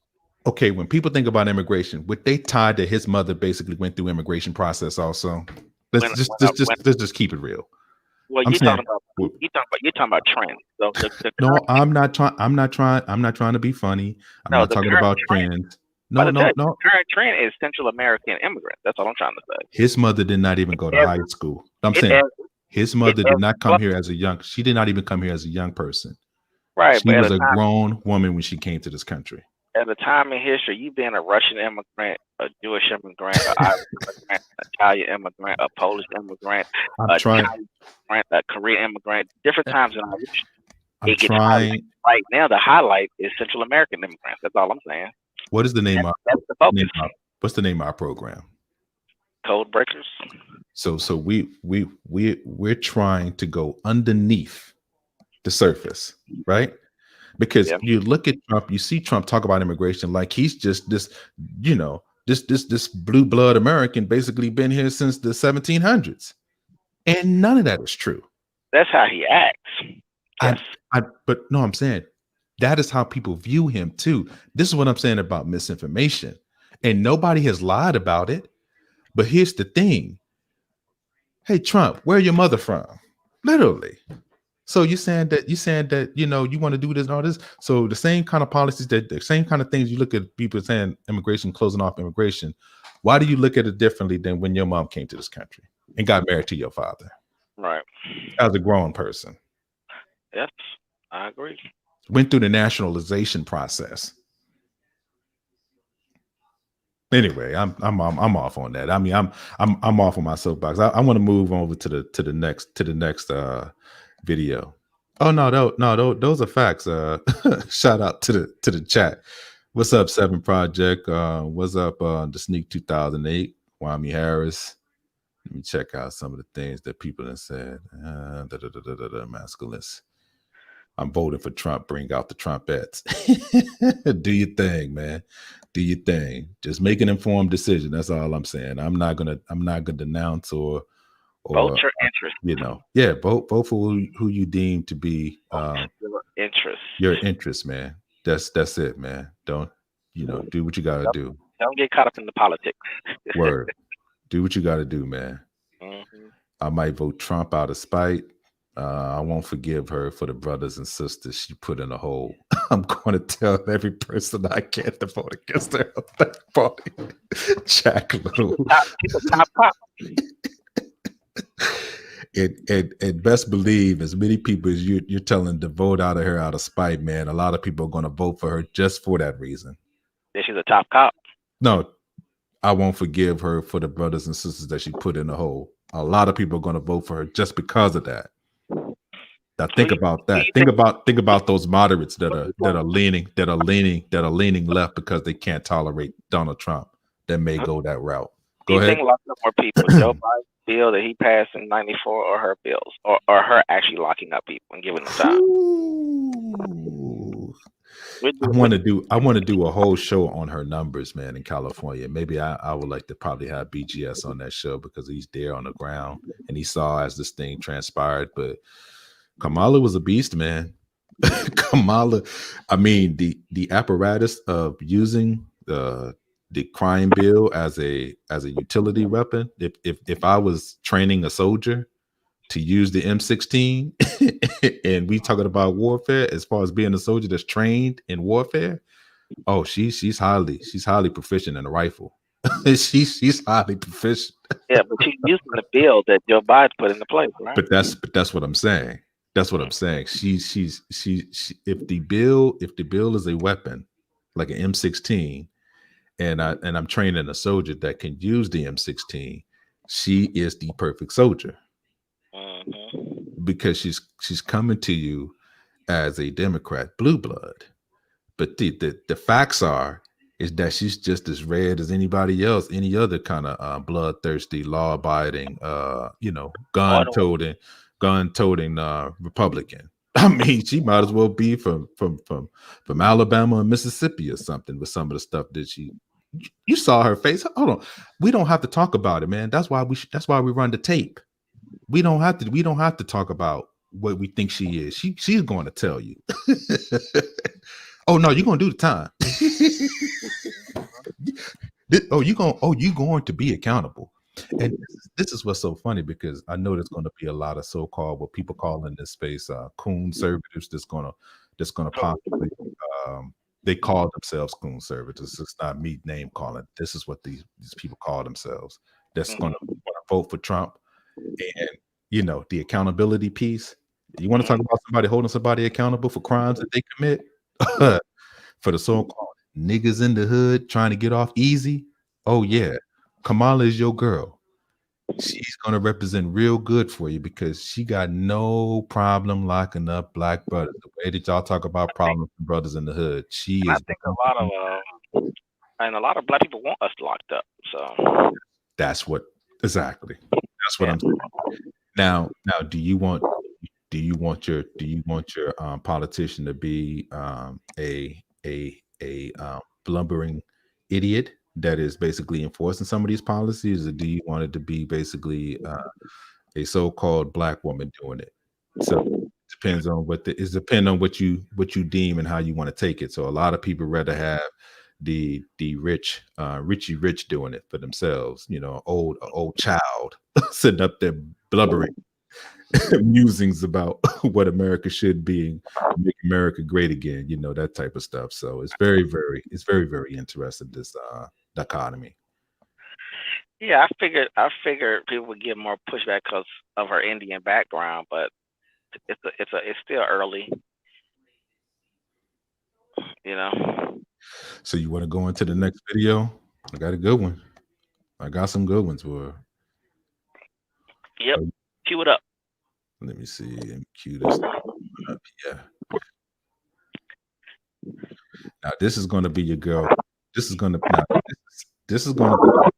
I really want you to speak to this video because I'm just going to let it play. Now, this is the woman that you told me that you had a whole lot of respect for. So I'm gonna let her just do the talking. I'm not going to even stop it unless you tell me to stop it.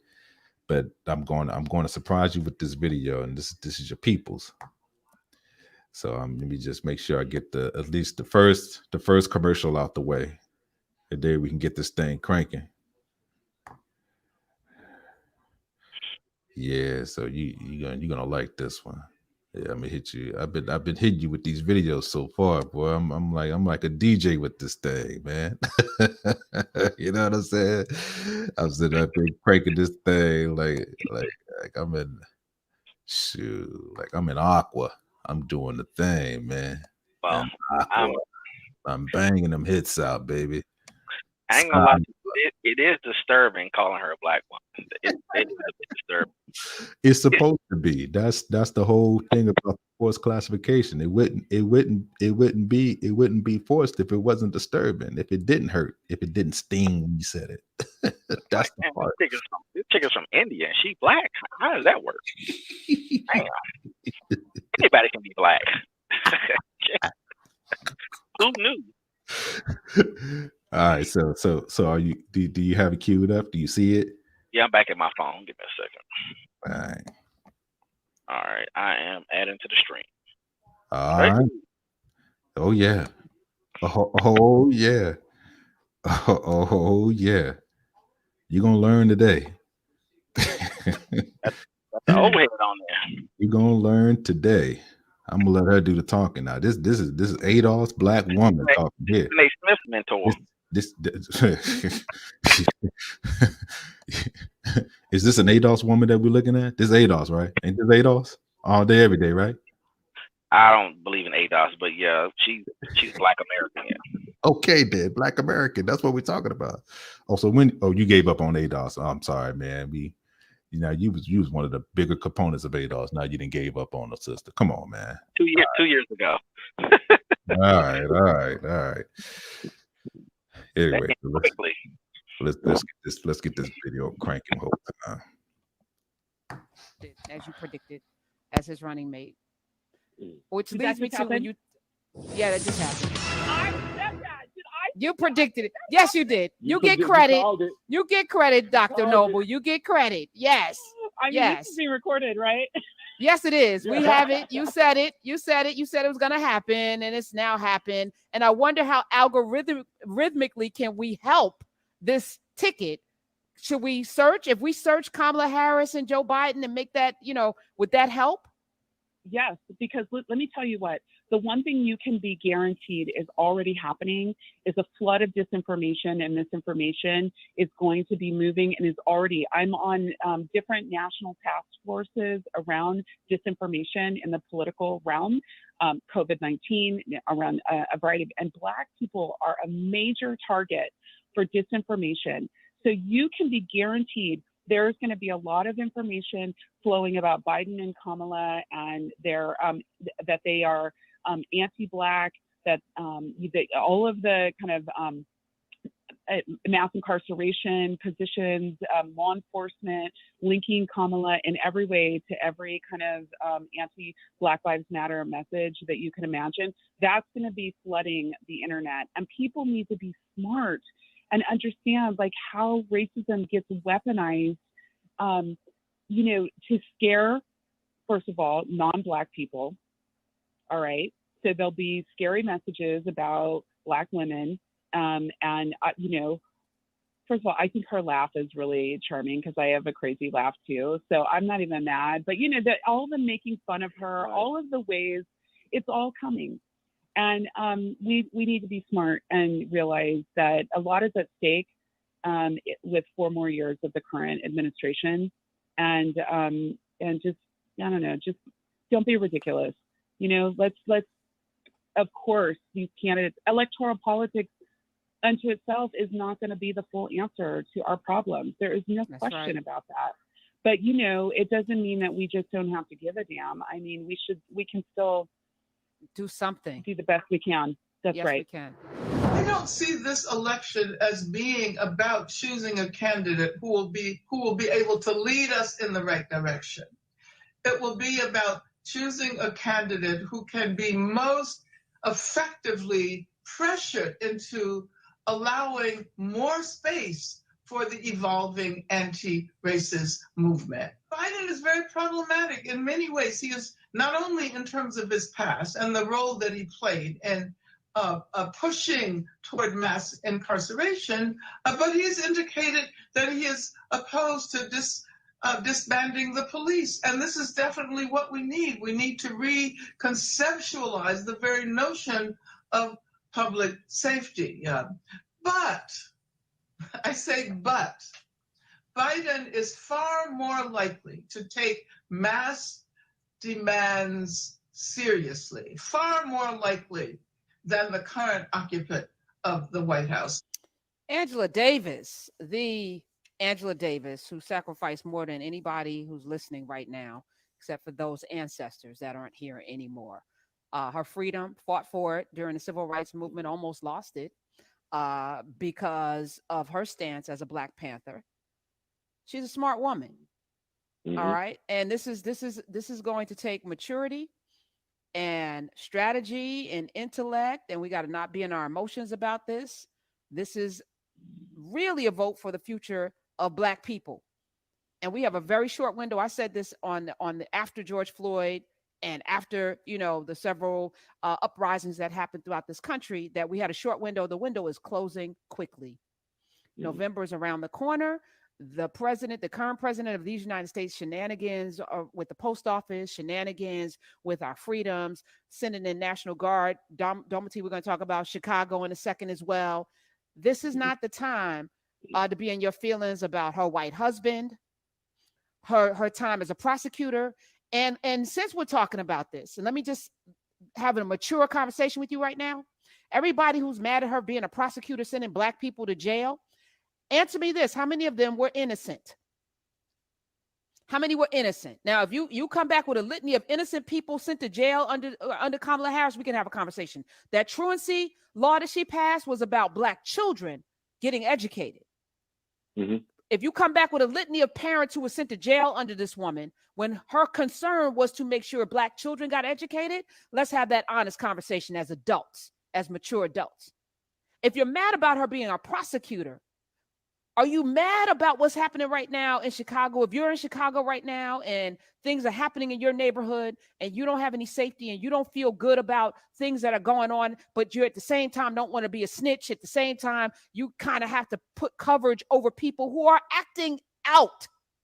This is not something that we should accept in our neighborhoods. And I'm not bashing people who are protesting peacefully or protesting their anger. And actually, I put people over property all day long. And I haven't spent too much time at all talking about it. But we have to, because it's our neighborhoods that are being under siege. And it's our neighborhoods that Trump already told you he's going to send the National Guard in. Mm-hmm. They don't give a damn about you. Nope. With their rubber bullets, and we don't even know who they are. They don't have name tags. They got unmarked cars. He's going to send them in. Trust me when I tell you. So the question is your life valuable? If we're going to say Black Lives Matter, let's put it to a test. Sitting at home, you're really making it very clear that, and voting is step 10 maybe out of 20 steps that we need to make, but not doing it will ensure that we're going to have more of the same. I'm sorry, Domity, I'm done. No. You hit everything. And what you just said touched on something that we can underscore with the conversation we just had with Dr. Noble, and that's the problem with the social media age and these algorithms. We've gotten so used to having conversations where we agree with every single thing being said that we've come to expect that we want to agree. In order to listen to the artist's music, I need to agree with every single aspect of his life, everything he said. In order to support this candidate, I need to agree with every vote that they've ever done, every policy, there's this absolutism that I think social media played a large part in. And that's why I love that Angela Davis soundbite that you opened the segment with. The whole political process since the inception of this country, the meaning of democracy is pushing power to do the right thing. You never 100% agree with anyone. I don't know if there's anybody on this planet that I've agreed with 100% of everything that's ever said and done. So this unrealistic bar that we're setting, we're going to shoot ourselves in the foot. Even if everything that you just laid out, Karen, even if a voter has a problem with all of those things. Now you take that and put that against Mike Pence, and you tell me who you have a problem with more. You know, that we have to get out of this absolutist mindset and understand that politicians waver. And in some ways, that wavering is good for the electorate if you can push them to waver in the direction that you need them to go.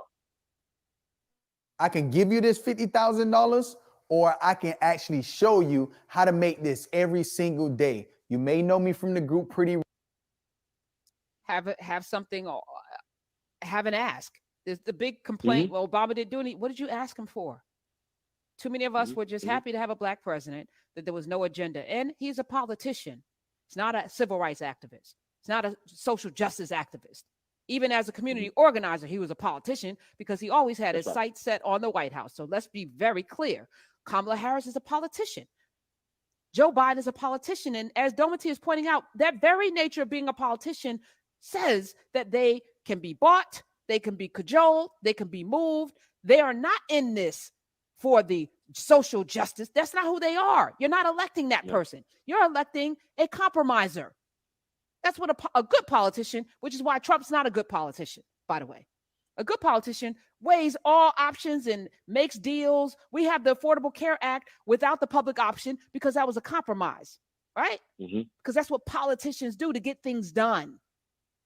The New Deal that FDR put through has evolved over the last, those benefits did not even apply to Black people until the 1970s. So you just want to make sure that there are things that we can work with to get to, and the judges, super important, especially the Supreme Court, as we're seeing right now. But those lower court, let me not even say especially, those lower court judges that Trump appointed more than Obama in 8 years will have an impact on our lives for the next generation or two. So yeah, we're going to have to get out of our feelings about her white husband, about whether or not she smoked weed to Snoop and Tupac. I don't give a damn. I don't give a damn that her father's Jamaican, her mother's Indian. I don't care about any of that. That matters not. What I do know is that there's a racist right now who can really see a world without us in it. I know that. Like my every being, this fiber of my being tells me that Trump could give a damn about us. This is it's the worst shit I've ever heard in my life. Hold on. Now, what did you tell me about her? What did you tell me about Trump? But sure, I'm definitely voting for Trump now. No doubt. Well, I was never voting for Democrats anyway, but yeah. So stop fronting like you was gonna vote for anybody else other than well, you probably wasn't gonna vote anyway. Well, were you not gonna vote, or were you going to vote? You still thinking about it? I always vote. Okay, but no. So you told me that you rock with Karen Hunt. You told me this, bro. Oh, I like Karen. I like her program. I like what she brings on. What are you talking about? What's the problem? Why you don't want to listen to the rest of it, man? It's just getting good. Talking crazy. She's out of her damn mind. We can actually go through. Well, I listen to millions of people on the internet, or thousands, not millions, but thousands of people. But she's not special. I love her show. I love Karen. No, she's in the pocket. I mean, But everything that she said is fucking insane. So what's I don't even know where to start, because the thing. Well, first of all, she is such a Democrat. I don't even know what to say. First of all, within the box of Democrat Republican, I mean, she talking like a superhead Democrat. Like, whoa. So just to be clear, so Biden's not a racist. What the fuck is she talking about? Like, what is she even like? It's the dumbest. That's some of the dumbest shit I haven't heard something that fucking stupid from a person that old, who has people on her show like Dr. Carr, and is saying the shit that she just said. I'm totally confused. Like she's allowed the Democratic Party and the propaganda from the left, MSNBC and the rest of that shit, to gas her to the point where she's that emotional about Trump. I'm like, what has Trump done? Trump don't own slaves. Trump didn't create this system. He didn't invent whiteness. He didn't what did he do, relatively speaking, to any president or any billionaire or millionaire for that matter? If you want to get to the real, right? If you want to really get to it, he's not Lord of London. If you want to really get to it, right? I mean, so let's do this. so my point is that in a political space, she just said it's insane. It's all I'm trying to say. Like, I mean, you can talk about what the Democrats offer and what they can do at the state and federal level, and you can talk about compromising. You can talk about a lot of things, but to make an assumption that as a black person, I should just accept what it is and just say, well, it's just this, and we can't put nobody else there. I'm like, whoa. So she's not even speaking progressively, for that matter. She's speaking like a blue dog Democrat, damn near. You know what I'm saying? It's like, at least be progressive. Like, what? Like she's part of the campaign whole time. Yeah, it's like she was caping so hard. I don't care if she has a white husband. Who gives a fuck about this woman's husband? Or gives a fuck about she's from India or anywhere? We're talking about Democrat, Republican, and policies at the end of the day. So I'm just making a point. Like, it's kind of disrespect, because what she's keying on is it's unfortunate, because what she's trying to say is niggas ain't shit. That's what she's really saying. It's crazy what she just said. It really is. That we're emotional, that we only care about what someone looks like, or what someone is, or where someone is from, and we respond based off of that. That's what stimulates us. What is she even talking about? She literally just called all of us just niggas. That's dumb niggas. You better get out here and vote for that white man. Kamala don't have no fucking. Well, she has some power. She'll be the VP, but in reality, the president has all the power. At the end of the day, it's a white man, not an Indian woman. It's a white man that's running for office here, who's probably not even going to win. I mean, I'm still claiming Trump as a winner, obviously, but yeah, that we disagree on that. We disagree on that. I see a path to the White House now. I didn't really see it with Hillary. I'm on record on that. We both said Hillary had no shot at win. I mean, that goes. No. Joe obviously has a shot. I'm not saying Hillary had a shot. Hillary won popular vote. Hillary had a shot. Hillary had a shot, but I'm saying we was thoroughly convinced that it wasn't happening. It wasn't happening. The thing is that if he would have picked the white lady from Minnesota, I would be more confident in him potentially. I still would give it to Trump, but I would be more confident in him winning. By him picking Kamala, it doesn't give him anything. And so, because black folks are already locked in, so it's not even a conversation. I disagree with that. I think we can have a discussion on that, because we can walk through it. I mean, I think we kind of walked through it off air yesterday when we was talking. I put it this way: the Minnesota governor, to me, would get more votes out of Pennsylvania, Michigan, and Florida, and Texas, and Arizona, and Nevada than Kamala will. I don't know about that. I think she was split. I think she was split half of the states. I mean, that's a deeper discussion, because I think that the problem with her is that she may actually swing some of those states, but then those states may not actually pull enough of the black voters for her. You understand what I'm saying? So that's where.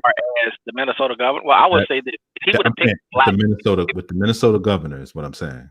No, yeah. Joe Biden's mistake is he should have picked the black male. So that's a different conversation. The thing is that the female vote is going to be there for a white woman or a black woman or whoever. Hillary already proved that point. And Hillary's an asshole, and she got 58% of black people to vote and all this other bullshit, blah blah blah. My point is that Kamala, to me, would not excite a black person, to me, no more than a Hillary Clinton, as far as that gap that Hillary didn't get. That's all I'm trying to say. And I think that by her being a VP pick and not the actual president, I think she's even less effective. She's not running for president. No, she's a tag along. So it's like, here's the thing that I want. I don't see the bump. That's all I'm trying to say. I don't see the bump. Here's the thing that I want you to kind of take a look at. Now, we're talking about black women and who they would support. Now, at the very beginning, it was what was promised at the very beginning, right? Was that Biden was going to actually have as his running mate a woman. He said that himself initially at the very, very beginning. So he's already tagged in as a woman. That's locked in. Boom. Woman, not a man. Not a man. Not a man. Not a man. Woman. Okay. Hold on. What class? No, stay Hold right on. there. What Okay. class of women what class of women and what party put that on him? Black women and liberal women. Because it wasn't a chick in the hood, and it wasn't a Midwestern white. No. You're talking about Middle class women, both black and white. Put the pressure on him to do that. Are part of the Democratic platform, who's actually a part of that platform. Absolutely. Average citizen that's going to vote. Of course. Okay. Of course.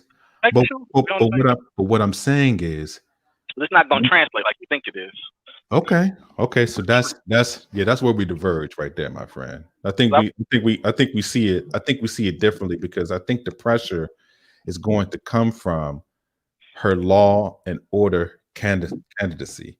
Do not underestimate power. Don't underestimate the power of that. And we already talked about the spite that white women have for certain types of candidates. Vote for her. I'm trying to ask you, who's going to vote for Biden based off of Kamala's law and order to get the state that he needs to win the electoral college? That's all I care about. The rest of this shit is irrelevant. Oh, it's a possibility. Oh, no. Pennsylvania's in play. Tell me how Kamala. I'm giving you the states. Let me give you the states. Pennsylvania's in play. Indiana is in play. Ohio's in play. All in play before she gets elected. Texas. Hold on. I'm saying because of those three states in particular are big prison reform states. Okay. Big prison. In those anything outside of the major cities, the largest employers of those particular states work in prisons or some kind of law enforcement. True. The path is to keep some of that, the privatization of prisons and things of that nature, to keep that going. Okay. Now that's something that's undergirded by the support that she can push within those states. Hillary lost Michigan, bro. Michigan. Now I'm just saying, dog. 9 swing states. That is a much deeper conversation. I don't think Kamala sure is up any of that, though. I don't. No, it's not. I'm saying they still got to carry it the way it carries, but you cannot say that she's not a bump forward. So in fact, I want. Okay, so we disagree. She's a 55-year-old woman that they're trying to use her to target people under 25 to come out and vote. We already talked about what do black people complain about when they talk about Kamala? What is the main thing that we hate about her? Which group of blacks? What is one of the main things that we hate about her? Then let me just keep it in the pocket right there. She's probably what is the talking point of the concerns that Black Americans have about Kamala Harris outside of her immigration status? In the political space, I was thinking law and order. And why wouldn't that be a plus in those states? That she supports law and order? A plus to who? I'm saying a plus. Joe Biden has locked up a billion niggas. Listen. What is he going to add? Is what I'm asking you. Because he's already leading in those states. No. Listen, man. Listen. When you're going for a national election, nobody is far left. Nobody is far right. Those are the two extremes, right? Right. You think everything pushes to the middle, but the middle of it is this. It is middle right, middle left. Now, depending on how somebody communicates and how somebody basically said, "Oh, you know what? Maybe she's not that bad. Maybe I can do that." Because see, the same thing can be. Hold on. The same thing can be looked upon when you look at President Obama the same way. President Obama didn't have a track record of anything outside of being one of the most liberal senators. I mean, he had a way more liberal record in the Senate as a junior senator from Illinois than say like a Kamala Harris. It's not even close, bro. It's not even close. And he swept those states. So I mean, there are different ways to get to the White House, man. But we can have a deeper discussion about that. But I wanted to play this next video because I think this video is a little bit more in the pocket for our Trumpers out there. So for you and your people, man, you my people. You said you voted for Trump, right? So that's your people. That's your group. You cast a vote for your boy Trump. I'm definitely voting for Biden. No, that's a fact. I know you're not. so here is in the pocket. This is Fox News. The Ingraham angle. Girl, Laura. Yeah, good old Laura. You know, right there in the pocket, 7 minutes long. It ain't that much, and it's Anglo-Saxon. Straight up wasp. Straight up, for real. The original.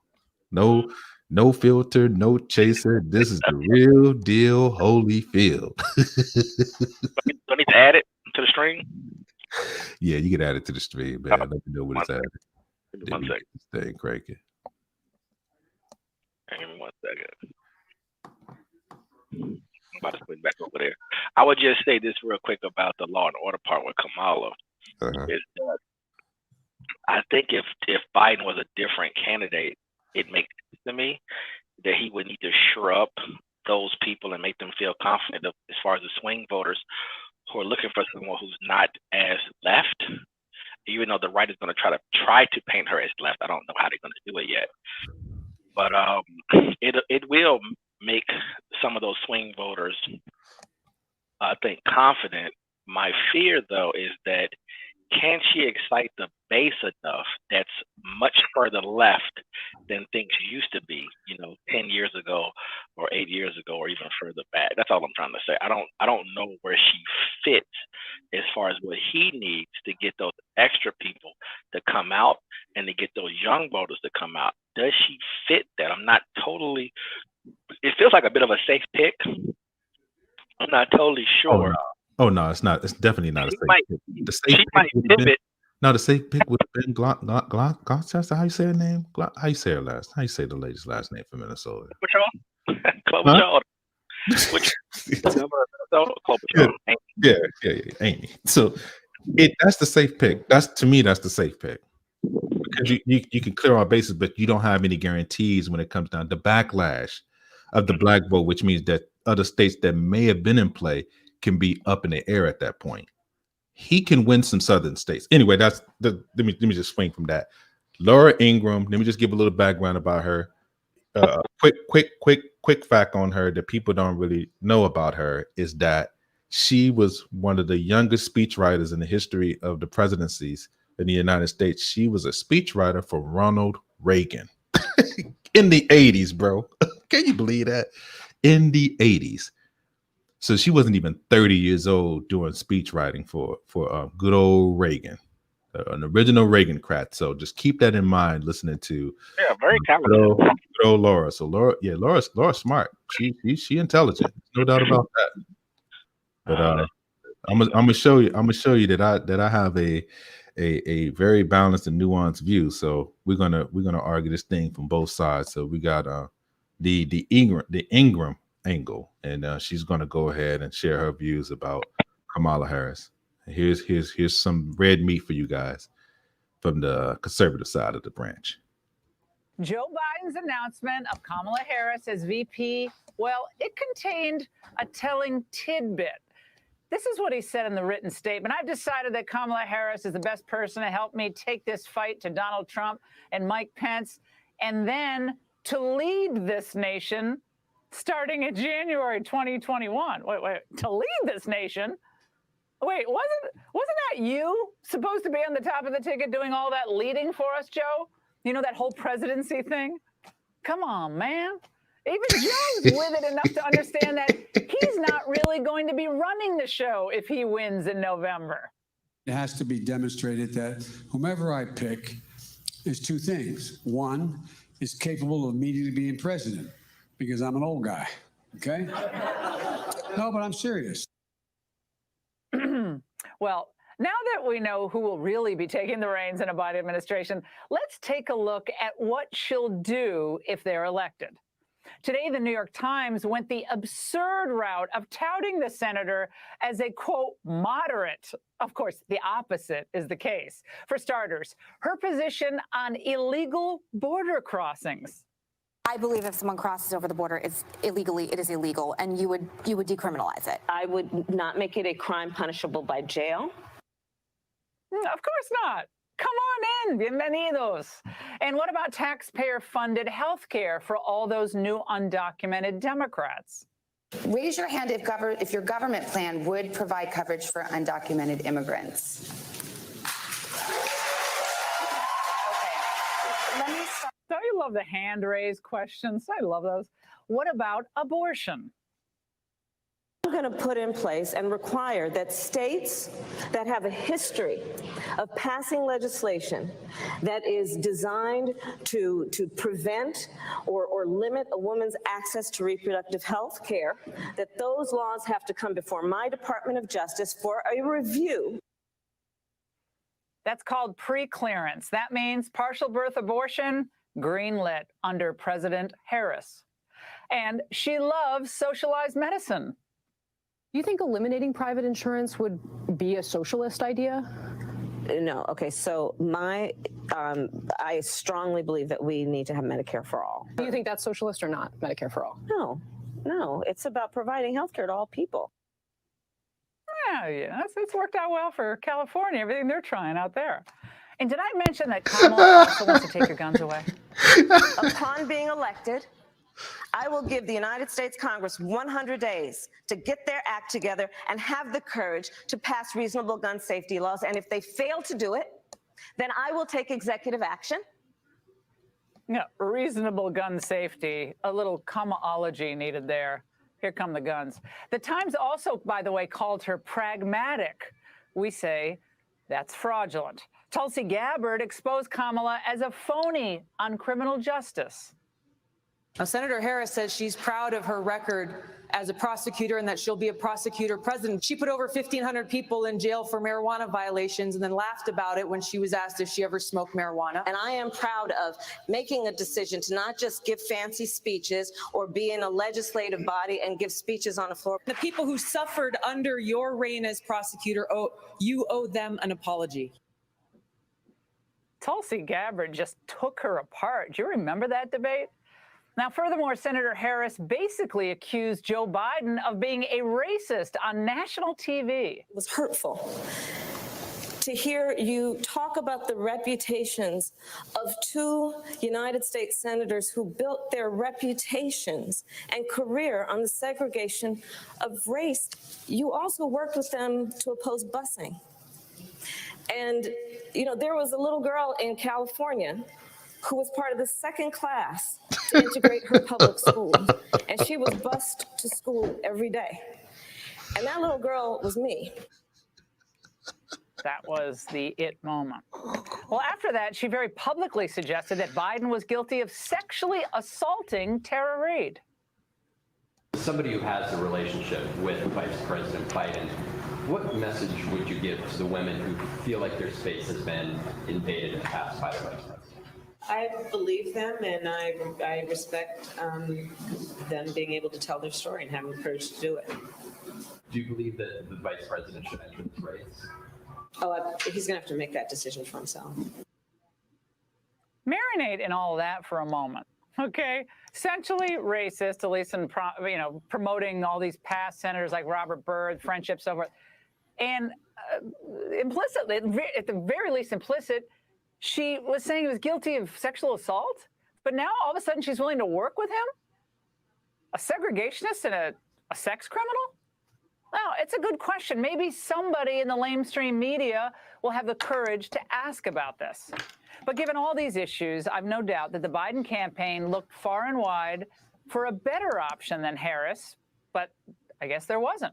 Wasn't anyone. Susan Rice had way too much baggage and no election experience. Former Obama advisor David Axelrod said tonight Biden actually clicked best with Governor Whitmer. But she's not a woman of color.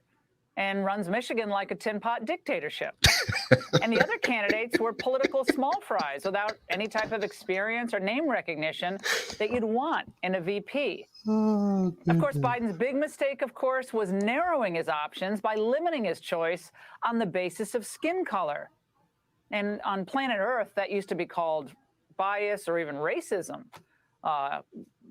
Using color as a metric, well, that's what he decided to do. And as someone running for the nation's highest office, Biden is morally obligated to pick the best person to take his place in the event of a tragedy, regardless of race or gender, of ethnicity, any of it. But he never even tried to do that. How cynical. Instead, he viewed the whole thing as a box-checking exercise for the woke crowd. He should have made his choice just on merit. But now he's stuck with Harris. The bottom line? She ran for president not so long ago and had a golden opportunity to present herself to liberal voters in the Democrat Party. But they rejected her in the most comprehensive manner possible, making it absolutely clear that they didn't regard her as worthy of serving as president. Now, in a desperate effort to please the hard left, Biden has rejected the judgment of his own party's voters and placed Harris in line to have all the power that Democrats thought she shouldn't have. Woo. Let me say this. I knew you would love it. I knew you would love it. That's what makes this so juicy. So juicy. So much about perspective, mindset. But let me just say this, man. Laura is she good. She is real good. Just to me, pointing out all the weaknesses of Kamala and then pivoting it against the middle. Because see, here's the thing though. You remember what we talked about? I think that Fox News in particular like to be in a situation where the actual party that they support, which is the Republican Party. Now let's not be, facetious here. Just like with MSNBC, it's the Democratic Party. But with them in particular, right? They have way more fun banging on Democrats the way that they would love. This will be gold for them. She would have the most fun if they get elected. The reason why Fox News is so boring to watch right now is because Donald Trump makes such a fool in himself and it's so easy to tear him apart that they got to go into a whole protection job, and it makes their news kind of blah. Yeah. But when you get somebody like this when she could just kind of go in and do her little write up her expose and attack her on this, and this, and the hypocrisy of it all, where they could just point out the hypocrisy of politics as usual with no holds barred, no gloves on. Oh man, that's you could tell she enjoyed this. Like she haven't had this much fun the whole year. we don't know how Kamala is going to handle asked about Joe Biden's behaviors. Right. Because she has turned on him before in broad daylight. Not no private conversation. I mean, she has basically said it to his face. Yeah. I mean, did you see how he looked? He's just like, wow. You going all the way there. You going in. Go ahead and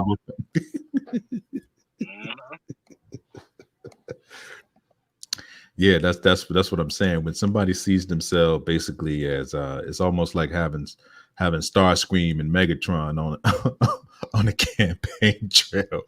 Starscream is always working to kind of undercut Megatron. It's just the way it was. You know what I'm saying? The rule of two, and he knew it too. It's just he just allowed him to do it. It just kept him sharp. You know what I mean? He used it for that reason, but it's just. I don't know how Biden is going to be able to control it. It depends on how she wants to play it. If she's going to be patient, or if she thinks there's a possibility that she could possibly be the first president, which I don't think that that's a possibility. I don't think she's Sarah Palin. Sarah Palin was great because Sarah Palin was able to create a following. Right. It helped the votes. But as far as for her career, it helped. She helped create an energy. Mm-hmm. They got Trump. They helped get Trump elected, actually. But yes, I don't know. Like I said, I don't know. She created a space for those type of I don't believe people. Kamala is She's not a what do they call it? A transformative candidate. No, she's not. Now, I will admit that she is not a transformative candidate. No, she's an invisible puller of the moderates. See, because here's the thing, right? Will we agree that there are some Republicans that basically have some issues with Donald Trump? Will we agree with that? Yeah, there's some dissension. Right. And do you think we talk about spite a lot, right? Because people vote out of spite all the time. I mean, we had a whole situation where there was a whole generation of what people will call Reagan-crats, which is basically people that were formally entrenched into them being the Democrats. Yep. Some of the people that's on TV now that are like Democratic talking heads, like what's the black lady's name? She said, I voted for Reagan. Mm-hmm. I like them. Yeah, like a lot of these. What's her name? She was just on TV. The old lady with the gray hair, older lady. She was over the Democratic Democratic campaign. I forget her name, but she was talking about that. Oh, the one that got hired by Fox. Yeah, she speaks for Fox now. Yep, exactly. She just wrote a book. Dana. No. Oh no, Donna Brazile. You got close enough. Yeah, Miss Brazile. Yeah, there's plenty of them. The bald-headed dude that's always talking about Democrat, that's from Louisiana too. He was talking about that. There was a lot of them that was Reagan-crats, but they were basically moderate, conservative Democrats that leaned that were left-leaning, but they were moderate. That's all. But they had enough conservative views that they could stomach voting for a Republican. And I think the same thing. It's the same thing as with Kamala, because Kamala's more of a hidden hand type of deal to me. I give you that for sure. So you think that some Republicans that are moderates, this is going to be a bailout for them? Yes, exactly. I give you that. Exactly. Because they already got John Cusack, or whatever his name is, on the Republican from Ohio or whatever. And plus you can, he's going to the convention. The transformative is her identity alone. So the transformation is within her identity. So people can say, well, I was one of the first to vote for the ticket that had the first black woman and woman, because she's going to be, not only will she be the first black woman or first black woman, black Indian woman of color. I'm gonna make you even more mad. Black Indian woman, person of color. I like that even better. To be on the ticket, right? To be on the ticket, she would be the first woman to be a vice president. That's all races. That covers the whole box. So forget about all the other tags. She would be the first woman that would basically have a vagina that became an actual president, vice president on her name that served in the United States. So let that sit with you. It's the double whammy effect. Like I said, I don't really triple whammy when you get down to her. She got like 3 identities. I think her being VP, like you said, I think it would help solidify them peeling off and making it a little bit comfortable for Republicans to leave Trump. I will definitely agree with that. It does lock that up. That's a fact. Yeah. But then I will say this, and I'm going to be also curious to see how people respond to, once they get on the stage and they start saying, well, Biden is talking about he may not be healthy enough to be president and he might have to take over. I want to see how the American people, when they run the numbers, respond to that.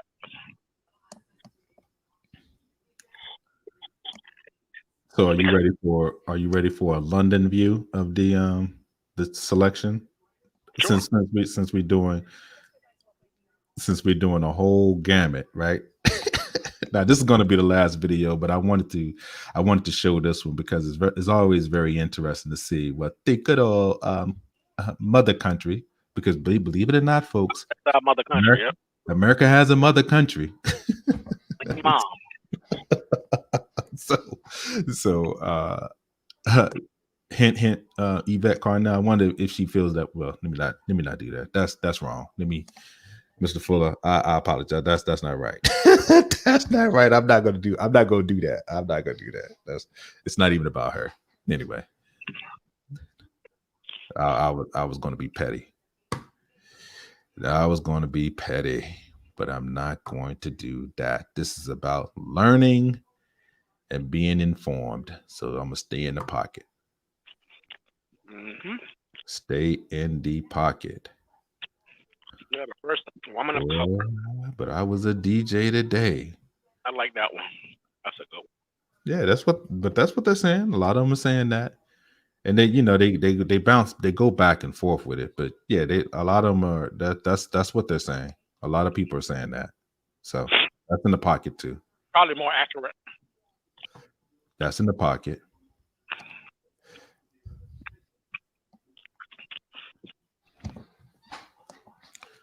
But we're gonna let this thing go for a week, and I think it's gonna swing. I think it's gonna swing more. I think you're gonna see what I'm saying. You can't really see it yet, but I think you're gonna start to see when it really gets to rolling around like September. We're gonna revisit this conversation, and we may have to use this as playback about what our whole thought patterns were, and who was seeing it a clear way, and who may have been a little bit murky. So you know what side I'm on the murky side. The murky side of the game. I don't think we're murky at all. No, I'm talking about when it comes down to how the country is going to react. We're talking about the reaction of the country to, yeah, I don't know. Yeah, I gotta wait Kamala. and see. Yeah, but I mean we're making some assumptions about what we're talking about right now. That's what I'm saying. So. Yeah, I don't know, because because I don't. When you're running for president, that's one thing about your favorability ratings. Yeah. Her being under Biden as VP, which has less protection. It's protection. Yeah. It's going to create a different energy around her, and I just don't know. She can be more of herself, and I think that's the strong point of the VP. She can be who she is. Yes. See, Dick Cheney was never trying to be the president, and that's why I don't understand who was the most powerful person in the White House during the time that George W. was in office. Dick. The vice president don't have no power all day. What? Karl Rove, we was here during that time. Karl Rove and Dick Cheney ran that White House. You hear me? Yep. Ran it with an iron fist. With an iron fist, bro. Mm-hmm. Those are facts. George Bush, for real. So if you want an example of a vice president running things in recent times that you could think about George W. Bush being a president, and then think about when you saw Dick Cheney around. If I'm not mistaken, when Meet the Press was talking about the presidency, when they used to talk, who did they used to talk to? Dick Cheney. All day. Right. Okay. People need to look up the duties of the vice president. Maybe we'll do another program on what kind of responsibilities that the vice president have. They are restricted, don't get me wrong, but when it comes down to who's in charge of the underlings, you best believe that it stops there. Yeah, if there was a director, then there's an assistant director. Yeah. So that's how you can look at that. It's simple. That's all. Head coach, assistant head coach. Mm-hmm. But the defensive coordinator that's on the team that's not the assistant head coach don't have more power than the assistant head coach. So it's a hierarchy. That's all I'm saying. So, but it's a power influence. Yeah, the power influence too, and it depends on how much the president leans on the vice president. Yeah. And I think people forget Kennedy's vice president was Lyndon Johnson. Mhm. Lyndon Johnson always thought that he should be the president over Kennedy. Mhm. Those are facts. Hence the reason why he tried to make his legacy, or he basically fulfilled his legacy once he became president. That's, I'm just saying. He didn't move like a man that was basically just supposed to be a vice president when he became president. No, he didn't move like Pence or Al Gore. No. So there are differences. Who was Ford's vice president? Oh man, what was his name? Ford's vice president. Ooh. That is, damn, I should know that one. And I don't think he's living. He's not alive. Hold on, let me pull that up real quick. Henry Ford's president. Vice president. Yeah, Ford's vice president. Reagan's vice president was Daddy Bush. Oh yeah, Daddy Bush. Yeah, all Those 8 years. terms? Say what now? Those are both terms too, right? Yeah. That's what I'm saying. The whole 8 years, he was over the CIA also, and the Senate. And he was a powerful vice president also. That's another thing that doesn't get talked about. A lot of his policies when it came down to the drug wars and things of that nature was just an extension when he became president. So they basically ran the White House for 12 years, extending into the son's reign. Uh-huh. So that's 20 years. Brought the whole game back. Yeah. 20 years. It was an education when they was running that joint, boy. I tell you. Yeah, absolutely. It was education.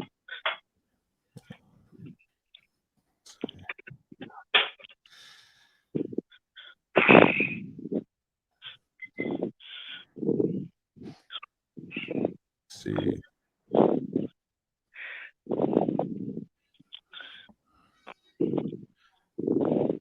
It makes these people like amateurs, honestly. Damn, Nelson Rockefeller. Why did I not remember that? But that gets forgotten about. Wow. That gets forgotten about. Nobody thinks about Rockefeller becoming the vice president of Gerald Ford. Nope. That is like a hidden hand. That is right.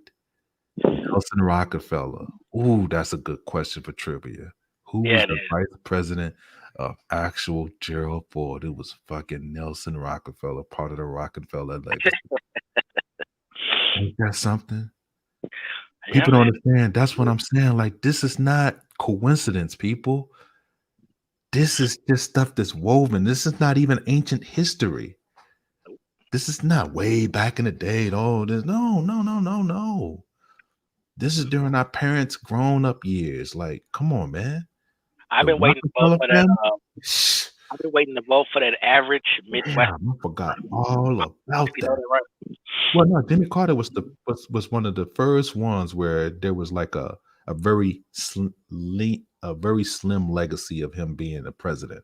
Yeah. He didn't move like one. He wasn't so-called what you call presidential in his stature. Not a tall man, not a tall man of stature, not a man of significant wealth, things of that nature. Had moderate beginnings.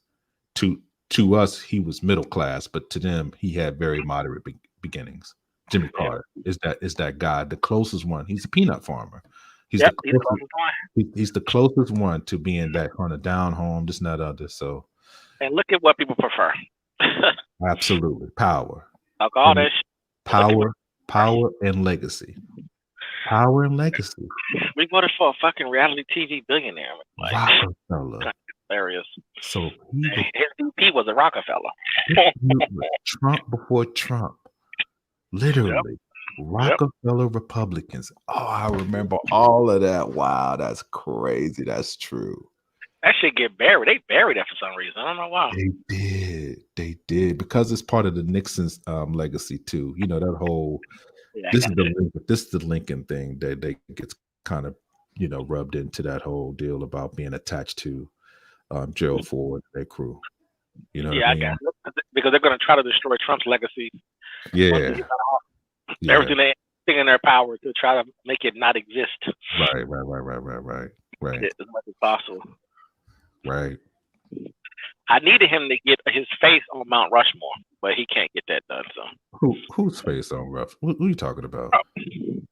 Who? Trump. You know when Trump had his event, the governor of South Dakota gave him a 14. The governor of South Dakota gave him a 14-foot replica of the Mount Rushmore, but it had his face on it. He inquired about getting his face. I'm gonna pull a Biden. Come on, man. you saw Laura do that. Laura thought she was slick. Come on, man. Yeah, I saw it. She's smart. I got to give it to her. She good. She real good. They play dirty. Not super emotional. They super dirty. Oh man, super dirty. And you know what? She's one of the least emotional ones on the show. That's what makes it so lethal. That's what makes it so lethal, because it's not all jack and mirrors. It's not all pure like, oh, they just trying to destroy the country. Nope, she just hit her with the points. Boom, boom, boom. I'm in and I'm out. Period. That's it. Yeah. She don't go that deep. Yeah. She sets it up for you to go there though, but she don't really go there like that. Yeah. She is what they want Tucker Carlson to be, but Tucker Carlson gets caught up into his emotions when you hit him back with his logical fallacies. So he's in the pocket at first. Tucker is good on it at first. Yeah, he's not good. When you pull him apart, he gets emotional and he gets all his feels, that's the Bethesda, Maryland life. That's what I'm saying. Exactly. Don't get me started. And then that white KKK hat start to come out, and you start to know he's part of the whole soil and blood. One of them crackers. Everybody on TV is from Maryland. All of the scientists, all of the people we interview, all the politicians that's dealing with the virus and everything. That's like, damn, everybody in Maryland. Moco is a no-go. That's it's so funny. Moco is a no-go. You hear me? For real, bro. Moco is a no-go. Yeah, man. Y'all can have that shit. Anyway, you ready for the British video? Yep. All right. So this is the British news on Kamala Harris, as we give you the full rundown of your new Black Indian immigrant VP, person of color, all those adjectives, man. We just need some parentheses to describe Jamaican. Oh, Jamaican too. Oh, there you go. We're going to include Jamaican too. Okay. All right. So here it is right here. Hold on. So speaking on that, I'm gonna hit you with the he real quick. Is Stephen A black, or what we call Stephen A? Isn't he? No, he's Caribbean. I know, but what do we call him? What we call Stephen A? So what would you call Stephen A? Correct. Shit, what are you talking about? I'm telling him what he is. I respect. I will be Stephen A. I will be Stephen A. I respect his lineage. Hold on. I don't want to dilute his lineage by calling him this privileged word black. He's Caribbean. He's Caribbean American. What? Who are you talking about? Caribbean? I ain't Caribbean. I'm a black man. No. He says I'm a brother, and you got the audacity to call me Caribbean. No. He said I'm a black man, but even more, I'm a brother. I'm like, even more. So how does that work? So black man plus brother. He gonna be like, make me more black. Nigga, please. He done that on. Remember, he used to slip up on TV all the time and be like, nigga, please. All the time. They used to catch us. Just trying to figure out why do people equate the so-called hood or whatever you want to name it as being black though? I think that's odd a bit. Cardi B does it a lot. It's not odd though. He thinks that she's black because he's from New York. Because they from New York. That's the reason why. Laura Styles don't think that she black. Come on, now you hello. You really want to mic check. Test. Mic check. J-Lo don't either. And J-Lo from the block. J-Lo from the block. But it doesn't mean that Rosario Dawson don't believe that. That's why I was basically saying that, because Rosario Dawson has two people that they're all Caribbean Americans. It's all good. But I'm saying You don't think the Stephen A. won't give you the full back and be like, yo, brother, who you talking about? I ain't black. Negro, please. I mean, he'll bark on you, son. Now, hold on. Now, I'm going to tell you something. Stephen A. based off his skin tone and his phenotype would be classified as a black person, obviously. Right. No argument there. Right. He's still Caribbean American. Hold on. First should immigrate. Period. No, neither one of his parents were born here. But hold on, check this out. What I was saying about what's the dude's name? He called him out. The fast dude. You know, what's the guy's name? The tall stride, the tall Jamaican runner. Oh yeah. Usain Bolt. Yeah, Usain was like, "Hey man, tell him about your Caribbean roots, man. I heard you was West Indian." I ain't Caribbean. Stephen A. was like, "Yeah, you know, my mom is from the, yeah, come on, man." Now that shocked me because I thought he said he had people in North Carolina because that's where he went to college. You know, he went to the HBCU too. So technically, he ain't no different outside of having Indian mother. He's not that much different than he shares more commonalities with Kamala Harris than most of us do. Right or wrong? There's no commonalities with Kamala Harris. What are you talking about? I'm saying he shares more commonalities with her than we do. Yeah, we do share commonalities. She went to an HBCU. That don't even do. I was going to say that, but I left it alone. Just because you go to a quote unquote black school, whatever the fuck that means, don't make you a black person. There's plenty of white folks who go to black schools. No, it doesn't. But I'm saying commonalities. That's all I'm saying, man. Hell, Stokely Carmichael is not a black person in your definition, right? This is not my definition. Does the Caribbeans exist or doesn't exist? Is immigration policy a real thing or is it not? Caribbeans is not a race, though. If you call you Caribbean is not a race. Caribbean is not a race. Or Bahamian. You're talking about an island, sir. You're talking about an island, a location. It's an island or a continent or whatever. If you go to Bahamas, they're gonna say that they're Bahamians. They're black Caribbeans, man. You know, I go to Jamaica and say, "What are you?" Well, I'm Jamaican. No, what do you mean? Well, you're on the island. I'm Jamaican. Okay, I'm on the island. I'm Jamaican. You know, that's the case. Tone talks, and Yvette would be proud of you for representing. But the actual classification has nothing to do with location. Period. It doesn't. You know that. What do you mean? The problem you're having is that you don't want black to be tagged to Kamala, and I keep bringing up. I want black to for us to be non-white people or people of color. Is what I'm talking about. We haven't. I wish the term colored remained because then a lot of this confusion would be. It would be. I don't have anything to do with Yvette tone talking into that shit. What I'm saying is that the word black should be dissolved. I agree with that. Language should be dissolved. That's all I'm trying to do. It causes. You're thinking something totally different. I'm not thinking about nothing you're thinking about. It causes way too much confusion. Okay, so tell me what I'm thinking about this. Tell me what I'm thinking about when I say. When I say it, what am I trying to convey? You're doing the internet YouTube thing and talking about. No, I'm not. ADOS, Yvette, and Tom. What I'm talking about is getting rid of. Yeah. So we're having a completely different conversation. When I'm saying ADOS, I am doing that for the audience, but ADOS is something in particular where people are specifically separating. I don't have anything to do with that. If reparations may be linked to me having slave history in America, but I don't care about the labels on top of that. Don't really mean anything. That's a cult. It is a cult, but I'm not talking about the group itself. I'm talking about the word definition, which is American descendants of slaves. I'm talking about the core definition, which is what you was on board with. We didn't have plenty of discussions about it already. Now, I mean, maybe I might be a person who was colonized or a part of the British slavery, but I don't know. Let's play the video, man. You fool. You have lived up to your name in this video, bruh. Paradox, you've done a banged up job, man. You represented it, but this is no. We've discussed it before.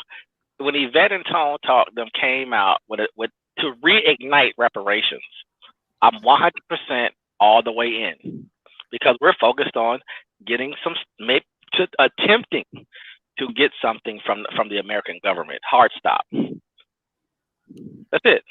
The moment becomes groups and organizations and titles and other things and propaganda, and becomes it turns in on itself and becomes a cult. I'm smart enough to recognize those things because I'm not with any of those things. I observe those people and I break those who was the down. one?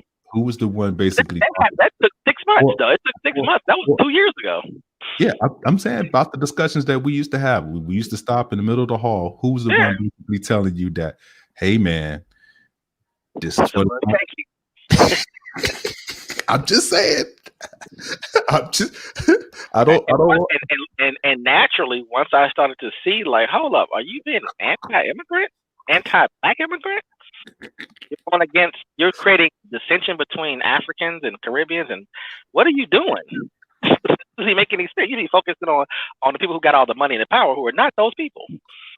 You know, we that took about 6 months to catch, obviously, but I mean, once I caught it, I was like, wow, this is not even talking about white people and money, power. You just did a full eject too. That is crazy, bro. You just jumped out. You didn't even get the 50,000. You're like, I'm out. I'm out. I'm out. I'm gone. Don't bring up ADOS around me. Don't say nothing about ADOS. Don't say none of that. You out. I'm out the window. I'm out of here. Because because that starts to tell you that you start to ask yourself, who's paying you? Who's funding you? Like, what's going on here? Because you should just be banging on the government saying, hey, we need some additional assistance. And it needs to be targeted to people with this lineage. Because again, it's not like they invented this. We've been filing reparations for over 150 years. Right. So it's just a continuation of that. Once they deviated from that and it became something else, I mean, what do I supposed to do? All right, so let's get into this last video, man, before we get out of here. You ready? Yeah, let's roll. All right. News from the United States. Joe Biden has picked Senator Kamala Harris as his running mate in the upcoming US elections. So what do we know about Mr. Biden's new running mate? Well, Senator Kamala Harris has a resume that includes time in the US Senate and as California's Attorney General, as well as San Francisco's District Attorney. She's at least been somewhat vetted by the national media, given that she ran for president last year and was considered for a time as a top-tier candidate. She did have a dust-up with Biden in the first primary debate last June, where she suggested that his past views against desegregating schools through mandatory busing was hurtful. So we can confirm that Kamala Harris has been chosen by John Biden. Let's cross over to Washington. Anthony Zerka joins us now. And Anthony, let's face it, Kamala Harris, since Joe Biden said that he would choose a female running mate, she was widely considered as the front runner. Yeah, sometimes the front runner is a front runner for good reason. Kamala Harris has a lot going for her. First of all, you mentioned the diverse background, a child of a parent from the Caribbean, a mom from India. She has a national platform. She ran for president. She's been under that hot spotlight, the microscope that is being a top-tier presidential contender. So she's been able to kind of stand up to that heat. And I think an often overlooked aspect in Kamala Harris's favor was that she and Beau Biden, the late son of Democratic nominee Joe Biden, who died 4 years ago of brain cancer, they were good friends. They were both attorneys general. She in California, he in Delaware, and they formed a bond. She actually went to his funeral. So Joe Biden mentioned that in his tweet announcing the pick of Kamala Harris. I think he wanted someone who he felt comfortable with, and in this case, she met a lot of the qualifications I think he was looking for. And she's got access to California money. Talk us through that. She does. She had a fundraiser for Joe Biden last month that raised several $1 million. She had a very well-funded presidential campaign. I think the problem with her presidential campaign, it wasn't the money, it was that they built out for a national race. They invested a lot. They had a very high overhead.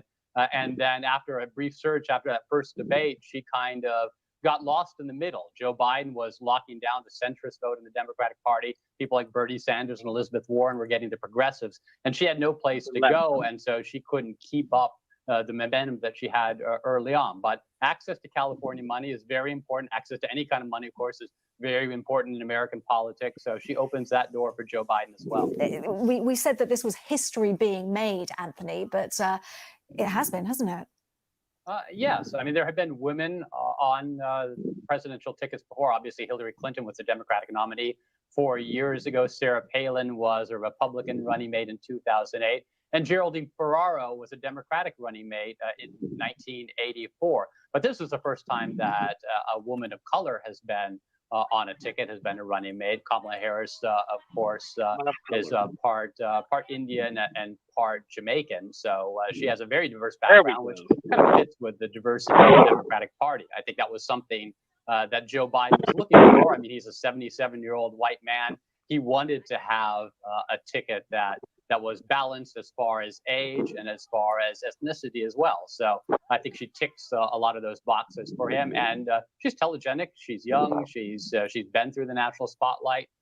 So she was an obvious pick. I think a lot of people are trying to knock her down a peg because they thought she has presidential ambitions and this could give her a leg up. But the reality was Biden's thinking about what will help him right now.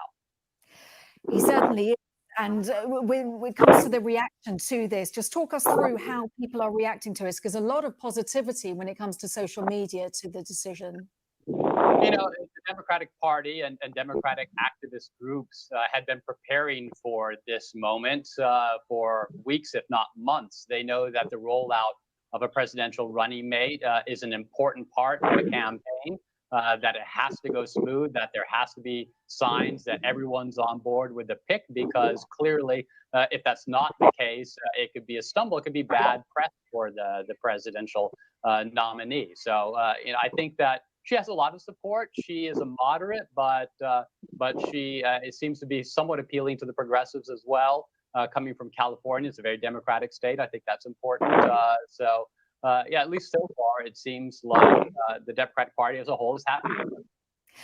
And we're expecting her to make a statement. We're just running through the wires that are dropping. We're expecting her to make some form of statement from Delaware. This is according to the Joe Biden campaign issuing that statement. Obviously, this is breaking news, Anthony, but what do we know as to now the movements going forward?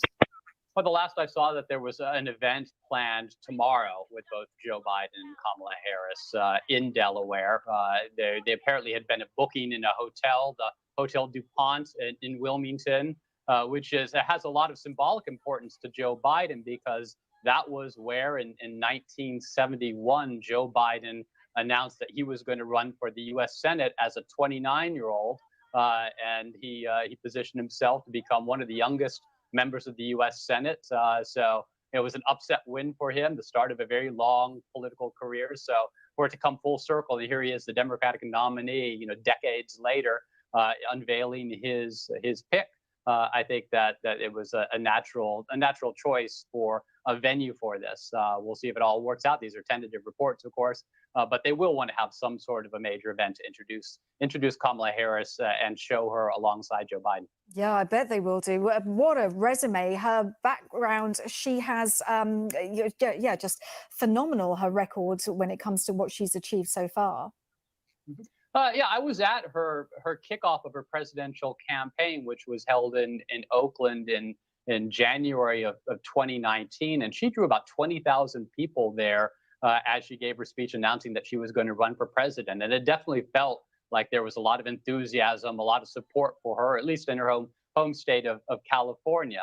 When she ran for president, there were some on the left who had some doubts about her, particularly her record as a prosecutor in San Francisco and as attorney general, whether she was too much on the side of police, too much on the side of law enforcement.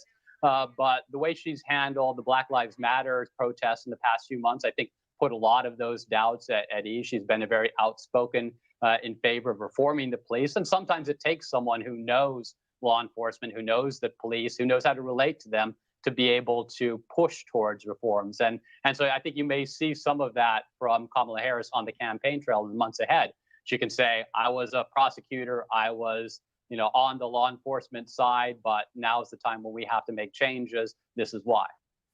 And when it comes to the other contenders who Joe Biden could have chosen, there were some real very strong characters there. But it was kind of interesting the way this came out. We were drip fed who wasn't being chosen, who wasn't chosen by Joe Biden. Quite an interesting turn of events how Joe Biden went about this. Yeah, I mean, and it's not surprising because the way he went about it was he called and informed people that they weren't the pick before announcing this. And once you start telling people that they're not the pick, they tell their staff tells their friends. I mean, at that point, you start getting leaks. So Karen Bass, the congresswoman from Los Angeles, her staff said that she wasn't the pick. You know, we started to get word that Susan Rice, who was Barack Obama's national security advisor, that she wasn't the pick. You know, at some point, the Biden campaign had to know that they had to come out and do a formal announcement because otherwise all the drama would have been taken out of it if they'd waited much longer. And Joe, just before the announcement, Anthony, just before the announcement, Kamala Harris tweeted that Black women and women of color have long been underrepresented in elected office. And in November, we have an opportunity to change that. Let's get to work. Of course, with, as you touched upon, the Black Lives Matter movement, this has come at a very important time in U.S. history. Yes, definitely. And when I've talked with leaders in the African American community here in the United States, they do say time and time again, it's Black women have been the bedrock of Democratic support. When the Democrats won a surprise Senate victory in Alabama, where Doug Jones won a Senate seat in conservative Alabama, the reason he did so was because of overwhelming support and turnout from Black women voters. And so I think there was a sentiment that, that Joe Biden's pick needed to reflect this, that needed to give a voice to Black women within the party who have been there for the party for so long, but have never had traditionally very prominent roles. So this is clearly, the most prominent position that a Black woman has been nominated to. And if she becomes the first woman vice president, the first Black woman vice president as well, I think that would be a very symbolic and historic event. And tell us a little bit. Of course, she was running for the former rival for the top job. Just remind us how that worked out, how that played out.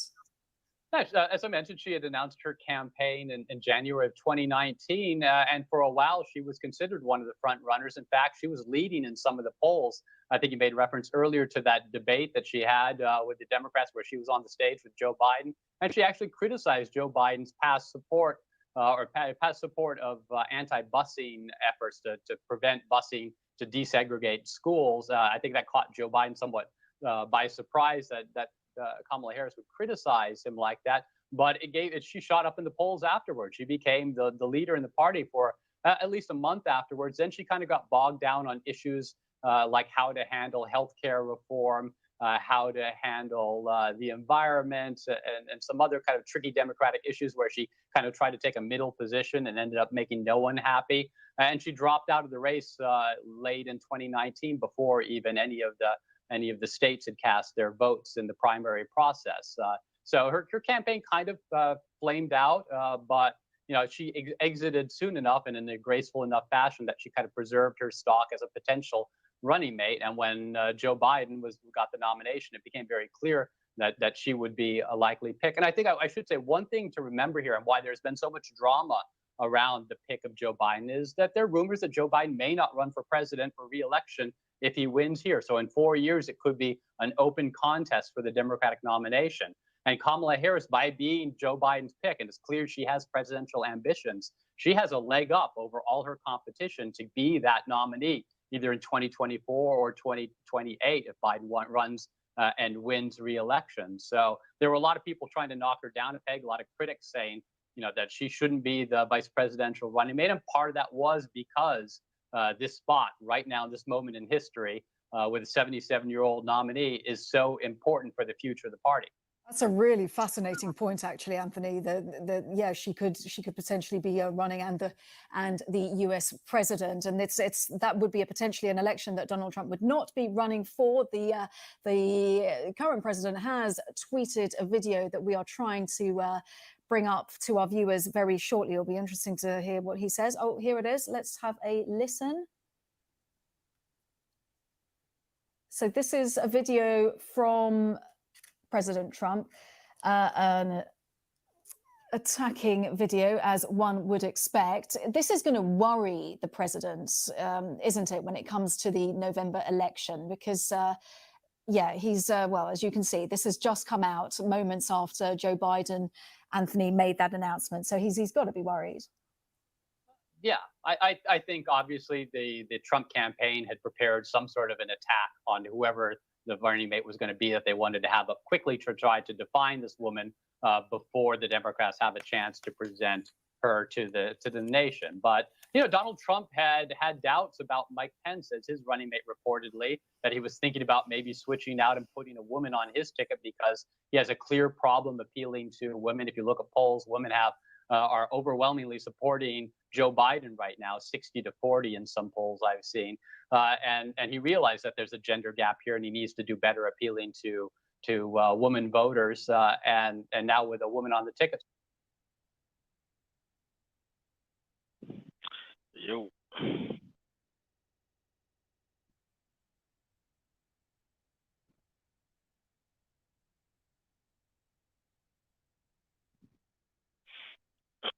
Paused it. You there?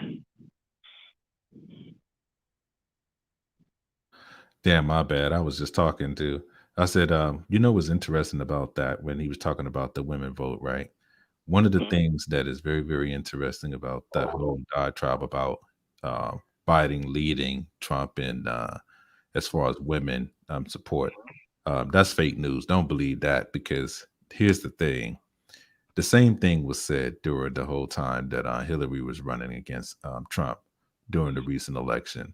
And it still came out that he got, what, 54% of white women's vote? Was that? Yeah. So just keep that in mind as you listen to, people give out numbers, especially about white women talking about who they're going to vote for. Like there's some stable of truth there when they tell it. White women are not very honest. White women are not very honest people. I'll leave it at that. Someone like Kamala Harris, that might be even harder for him. Yeah, she's certainly. Go ahead and mute up. You can see that he's, something to worry about that, and she's very much, she's very confident in what she's saying. Back in, I'm just looking back in 2019, which you referenced, she was interviewed by the Washington Post, and she said that politicians should not have to fit into compartments because of their color or their background. And she said, and the quote is, "My point was, I am who I am. I'm good with it. You might need to figure it out, but I'm fine with it." She's really strong when it comes to knowing who she is. A couple of areas where I think she's really made a name for herself. In the Senate, she's been very sharp in questioning some of Donald Trump's nominees. She serves on the Judiciary Committee, so she had some very sharp questions for Brett Kavanaugh, who was Donald Trump's nominee for the Supreme Court, and for some of Donald Trump's nominees to his executive positions, such as Attorney General. So I think she has that kind of a prosecutorial edge, which will make her a very effective surrogate for Joe Biden, a spokesperson for Joe Biden on the stump. She can campaign probably more than he does. And one of the traditional roles of a vice presidential nominee is to serve as essentially an attack dog, to be able to go on the attack and criticize the opposing ticket in a way that maybe a presidential nominee doesn't want to do. You let Joe Biden take the high road, and then you have Kamala Harris out there really laying into Donald Trump and Mike Pence. So that is a role that she could probably fill fairly effectively. She was good in those hearings. She was good on the campaign trail. The only time she really stumbled, some of the later debates, I think she tried to dial back a little bit her attacks. Maybe she felt like she went too far in going after Joe Biden and didn't want to rub him too wrong for too long. But she's definitely shown flashes of that edge that I think will be helpful for her as she serves on this ticket. Well, over the past few minutes, a little bit earlier, before we knew that Kamala Harris was the chosen one to join Joe Biden, we heard that Congresswoman Karen Bass, a lot of speak about her, she wasn't going to be picked. And also Gretchen Whitmer also wasn't going to be picked. Well, in fact, now Gretchen Whitmer, in just the past few minutes, has thrown her support behind Kamala Harris. She's tweeted, "I am extraordinarily proud to support Kamala Harris and Joe Biden. They will be a fierce team to build America back better. Hashtag we have her back." So, yeah, the support coming through. This is a popular choice, Anthony. Yeah, I think part of it, when I talk to Democratic activists, when I talk to Democratic politicians, and some of them who have legitimate criticisms of Joe Biden, his politics, which is somewhat moderate, maybe more moderate than some of them, time and time again, what I'm hearing from them is, I may have issues, but I don't want to say anything bad about him because it's just so important that we beat Donald Trump. Everything else, all the divisions within the party, everything else can be put by the wayside. We need to provide a common, united front because it is so important to us to get Donald Trump out of the White House. And so I think part of the effect you're seeing right now with everyone jumping on board and enthusiastically supporting Kamala Harris, even people who may not agree with her politics and what she did in California all the time as Attorney General or as Senator, is just that it's important to everybody be rowing in the same direction. We're all going to be enthusiastic about this because we want to do everything we can to help the ticket to put us in a position where to beat Donald Trump in November. Anthony, you're going to have a busy night. World News America will be coming up on BBC World News shortly, so I know you're going to be extremely busy. For the time being, as always, thank you so much for talking us through this announcement that Joe Biden has indeed chosen his running mate as vice president. Kamala Harris, Congresswoman, has been chosen. Let's get more reaction, lots of reaction coming through. Jamira Burley is head of youth engagement at the Global Business Coalition for Education. Great to have you on, joining us live from New York. What do you think? I mean, I'm on a street corner in New York and I ran out of my meeting screaming. I'm very excited. I think he made an amazing choice. I think Kamala Harris represents a new wing of the Democratic Party that is to some level progressive and that is trying to move us in a new direction. And so I'm excited. And I think this is only going to ignite the base to get behind Joe Biden and his running mate to ensure that Donald Trump doesn't win re-election. How important is this decision? She actually herself has tweeted that Black women and women of color have long been underrepresented in elected office. How important, how significant is this for representation in the US? To be honest, this is revolutionary. And I say that only because since Black women got the right to vote since 1965, we have been the very base and the most supportive base for the Democratic Party. And I think we're now seeing more than 5 decades after Shirley Chisholm ran for president in the United States is the culmination of that dream, that Black women were taken seriously, that our voices were elevated, and that we were put in positions of power to actually ensure that the issues that represented our community were taken to the highest level and to the highest office in this country. And so we're seeing that with the selection of Kamala Harris, Senator Kamala Harris, that Joe Biden is listening to the party. He's listening to the voters, that this was one of their top choices to ensure that we move the party in the right direction. But she didn't go as far as to get the top position. She's not running herself. We know that potentially she could run in the next election. She could be the Democratic candidate, but she's not doing it now, though. Is there a little bit of frustration there? I mean, unfortunately, it's still a problem we deal with in this country with patriarchy, right? Where unfortunately women aren't oftentimes seen as the most qualified, even though they have the pedigree, they have the experience to actually represent the highest office in this country. And so we're still constantly working through that patriarchy to get women's voices taken seriously. I do think that this is a step in the right direction, but we've seen a lot of women candidates come so far in this and during the general election, which has shown that America is to some level ready for a woman to lead this country, and Kamala is potentially moving in that direction long term. Jamira, you talk about a patriarchy. We had Gretchen Whitmer showing her support, another show of support from the prospective vice presidential candidate, Susan Rice. She offers her warmest congratulations, and she says that she's confident that the Biden-Harris ticket will prove to be a winning ticket. I will do my utmost to help them win and to govern. So support coming through from all those who were up against her, I guess. I like to look at it that they weren't up against each other. All of those women were equally qualified to be not only vice president, but president of the United States. And what I do think is that this is what the party was waiting for. They wanted to see if Joe Biden listened to, as he was touring this country, as he was having roundtable discussions, was he listening to the voters who said they wanted something different? They didn't want the status quo in our election. And so I think what he's shown that he took the time to actually consider a wide range of women as a potential VP, including Elizabeth Warren, who came extremely far and I was a surrogate for. And so I'm excited, and I think this is going to excite a lot of people to get up and participate in a way that they haven't before. Excite, but will it unite? Of course, we've seen a United States during a really difficult period at the moment, a lot of hurt. Will this help to bring people together?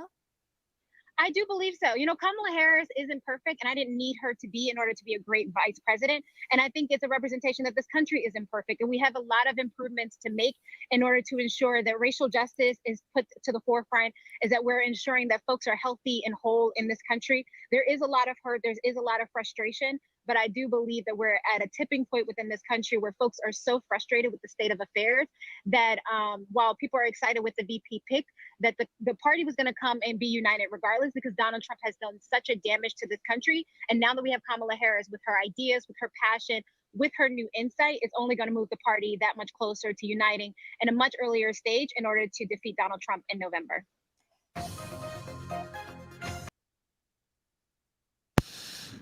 Man, that was nauseating with the black feminist talk at the end there. I mean, the whole patriarchy and she wanted to swat a fly with a hammer, man, at the end, man. Come on, man. You know what's interesting though? I will say this before we get up out of here. We may need to do a part 2 to this and get really deeply into it, kind of do a little bit more further. I guess we'll be doing this a little bit longer because this is our wheelhouse here. But I didn't see one black male that was either interviewed or talked about any of this with any of the news clips. Did I say straight black male? Yeah. Anything that is. I've seen a lot of black males talking on TV today, but right.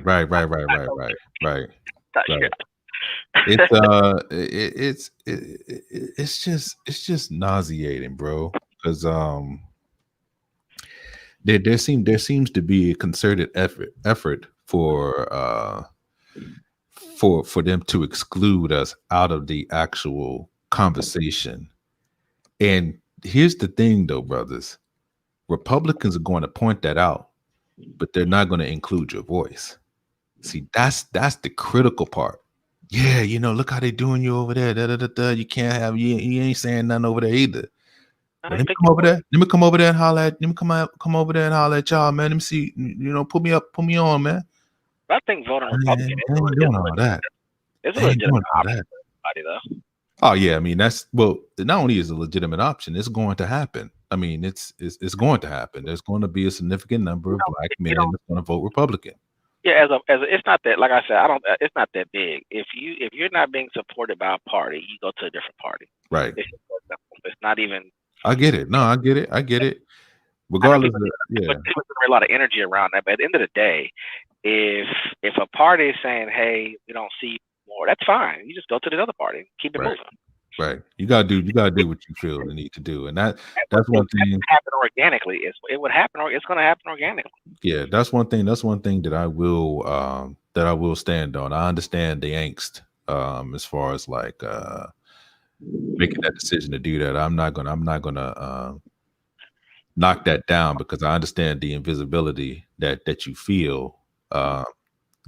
Especially when it comes down to the voice of the Democratic Party. I mean, she just clearly made the distinction: black women and women of color. Like black men don't got nothing to do with this whole deal either. That's crazy. If you was raised conservative in your family and you believe in a mother and a father and the nuclear family, what are the talking points? If you believe in lower taxes, if you believe in entrepreneurship, if you believe in immigration, the right to carry. if you believe in carrying a gun, this is just on the surface. Get the rest of it. Yeah, You I agree. you should have never voted for Democrats anyway. So people that get butthurt about feminism and about this woman, that, and that shit. Why are you even? You should have never. Well, what were you even over there for anyway? This goes back 50 years. So it's a weird thing to me when I hear someone, because you're not necessarily doing it, but just having to even say, like it's almost like a lot of black dudes were asleep and now they woke up and now they mad. But I'm like, you didn't know better years ago. I mean, Yeah. if you grew up that way, I'm only talking to people who grew up that way. So if you grew up as a conservative and didn't know it, I feel bad that your parents lied to you, and of course you're acting out now. But you should have known this 25, 30 years ago, depending on how old you are, 15 years ago. If you didn't know that you supporting a party that supports the shit that they support for the last 40 years, Right. and then all of a sudden you're like, well, now it's the black women getting attention. I'm like, well, what? Why are you supporting these people regardless of who's getting attention? You should be supporting this shit anyway. They're perverted people to me. It's just to me though. I think it's a more nuanced discussion when it comes down to it, because I'm not voting for Trump. Now, I don't even know if I'm gonna actually vote, whatever the case may be. But I know voting for a third party is not even going to do anything either way. So it's a very difficult decision. It's your right to vote whoever you want. It's your right as an No, American. I'm being transparent for a reason, because I share a lot of the same concerns that people that I know of that are going to vote for a person that I deem that is just as problematic as the other. I mean, they're equally an issue. Now that's what I'm saying. Like, there is a problem on both sides to me. That's the way I see it. Are you doing like a purity test, or how are you measuring? No, there's no purity test. It's the same. No, I'm doing a reality test. I'm doing reality test. I'm balancing the scales, man. I don't do purity. There's no such thing as purity. That's my point. Like, so if you're gonna deviate, then I deviate from the mean. Here's the thing. I'm choosing the lesser of the two evils in my mind. I hate that statement. Well, that's what I'm saying. That's how I look at it, though. But do you want anything from the government, or do you think the government needs to do something more or less? And who do you think supports that position? Are you a one issue person and you don't care about the rest of what they do? You just want to make sure. I've never been a one issue person. I'm always multiple issues. Right. Yeah, I'm always multiple issues. So a lot of the things. I guess we can get into the deep political part of it, as far as like, where we stand on certain things, because there's certain things where I stand, and there's a reason why I have those certain standards that I can get into. But it's too long. It's too long to just go into just saying, well, I say it this way, and then there's no context behind it. It shouldn't be that long. No, I'm saying that there's an explanation behind it. Like I have an understanding. Yeah, I have an understanding about politics that is like the academic stuff. What I'm saying is that I get the academic stuff. Forget all that. What I'm saying is that as like an average person, not philosophical, not academic, just saying, hey, I want to get my roads fixed, or I want to get more money put into the schools in my county. Just a basic, straight up black and white issue. Or I want the police more funding. That's all I'm talking about. Not anything deeper than that. It took me really not anything deeper than that. That's all I'm saying. So I was just trying to. That's what I'm trying. I was trying to keep it simple, because most people aren't doing any of this stuff. Right. 95, 96, 98% of people, in my opinion, are not going deep with this. It's just straight up whatever you believe those parties have been and how you feel on that day is what you're clicking on. Yeah. If you grew up a Democrat or Republican, that's going to be 85% of the vote anyway. It's the other 15, 20%, maybe even less than that are the ones that are like, I don't know, maybe, and and somebody says one thing at the when things get close to the end, and you go for that. Yeah, like the last time I just didn't vote. I didn't vote the last presidency. I didn't vote at all. And I think a lot of it was just it was just too it was too You didn't want difficult. anything. You didn't want anything from the No, government. no. Of course I do. Just like anybody that's going to I want it. You want things from your government and local government. That's not even Not everybody. Some people don't care. Only half the people in the country. well, not caring doesn't mean that you don't want. I mean, that's two to me. That's two different things because you're still going to want your roads to be, your water to be clean. You don't want bad policies. You don't want a Flint situation. You don't want to have a situation where your hospitals are decrepit, your schools are bad. So there are things that you can vote for. Those places anyway, but yeah. But you know what I mean. I'm saying like it's priorities, but I'm saying on a national level, there are a lot of other things that I look at when it comes down to a presidency. Things that you would want to see get done at a national level. Do you have that in your head? Yeah, like I see. Here's the thing. This is where I deviate because I do believe that. The words. Hold on. This is where I deviate from a lot of conservatives. I believe in Medicare for all. I believe that should be an issue. I believe that should be an issue for people because I think there are too many people at the margins that cannot pay for significant health care. That's just there's too many poor people, and the poor people in this country overwhelmingly are people that are classified as Black. Yeah. That don't have coverage. Yeah. So that's my thought pattern on that. And I also believe that if you're not going to eliminate the way the criminal justice system works at its core, that it needs to be actually reformed to a point where it's at least a little bit more doable for basically minorities to operate under. Which means that to get the sentencing basically squared away where it's almost like this is what the basic sentencing gonna be. No more what I would call judge making a judgment. Like this is going to be consistent. Here, boom, you got this many grams, boom, you got this in the bam, boom. So no, I'm just going to give you these years, lopsided sentencing. Those are my concerns. I don't like how you fuck and here's another thing that I'm concerned about is Supreme Court justices and federal judges on the federal end that basically appoint local judges for city and municipalities all over this country. That is an issue. When you have a court that is basically leaning towards a certain type of demographic, the sentencing leans a certain way, even if that city is majority Black. See, we already know. That's what I'm saying. So you have those kind of issues. The person that sits on that actual in court, given those lopsided sentences, even if they are a person that is classified as Black, is problematic. See, you didn't got me all into the pocket, and I didn't want to go there. But there is significant reasons why I just, in good conscience, cannot vote for Donald Trump as far as him based off his record in those issues. He don't believe in none of those issues. Medicare for all. I mean, there's not even a discussion. He's not going to do that. That's a non-starter.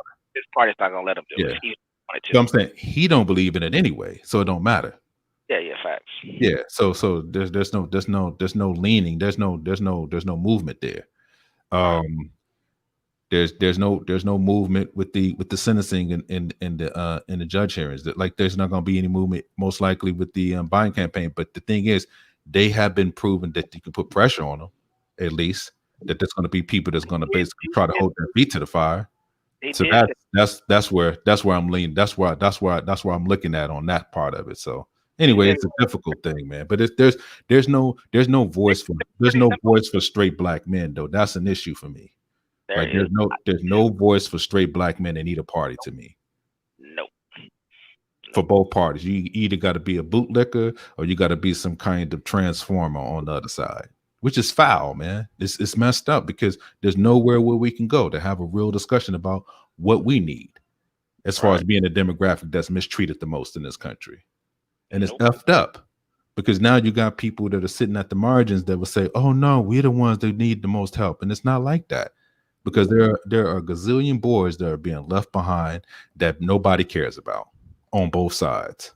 Mm-hmm. That is a fact. No value. And I'll end it on that, man. So that's my thing, man. So yeah, All man. right. Well, you can hit us at Codebreakers191 on Twitter. DC is pretty active on Twitter. Definitely like and subscribe to the channel. We're probably gonna be putting out. Well, we'll see. We may should wait and don't put nothing out till November, but we probably put out a little bit more content, probably around the coronavirus, maybe some international politics, especially with Kamala getting selected as VP. I think we're gonna hear. I wonder. We're gonna hear a lot more people internationally. I think because it is. We appreciate you guys' support also, man. We do appreciate the support. Yeah, and we'll obviously be touching on the presidency over the next couple of weeks. We probably will revisit it in a couple of weeks because we will have some content because she's going to get asked those good old questions, and we're going to see that you know how to pivot. Mm-hmm. So see what it feels like to people when she makes those pivots. And this is going to be good, man. This is going to be good. Oof. I am record saying they will lose, and she's a bad pick, so I just hold that there. You can definitely hit us in email at codebreakers1999@gmail.com. So definitely be looking out for the next program, the Code Breakers. This is Paradox. This is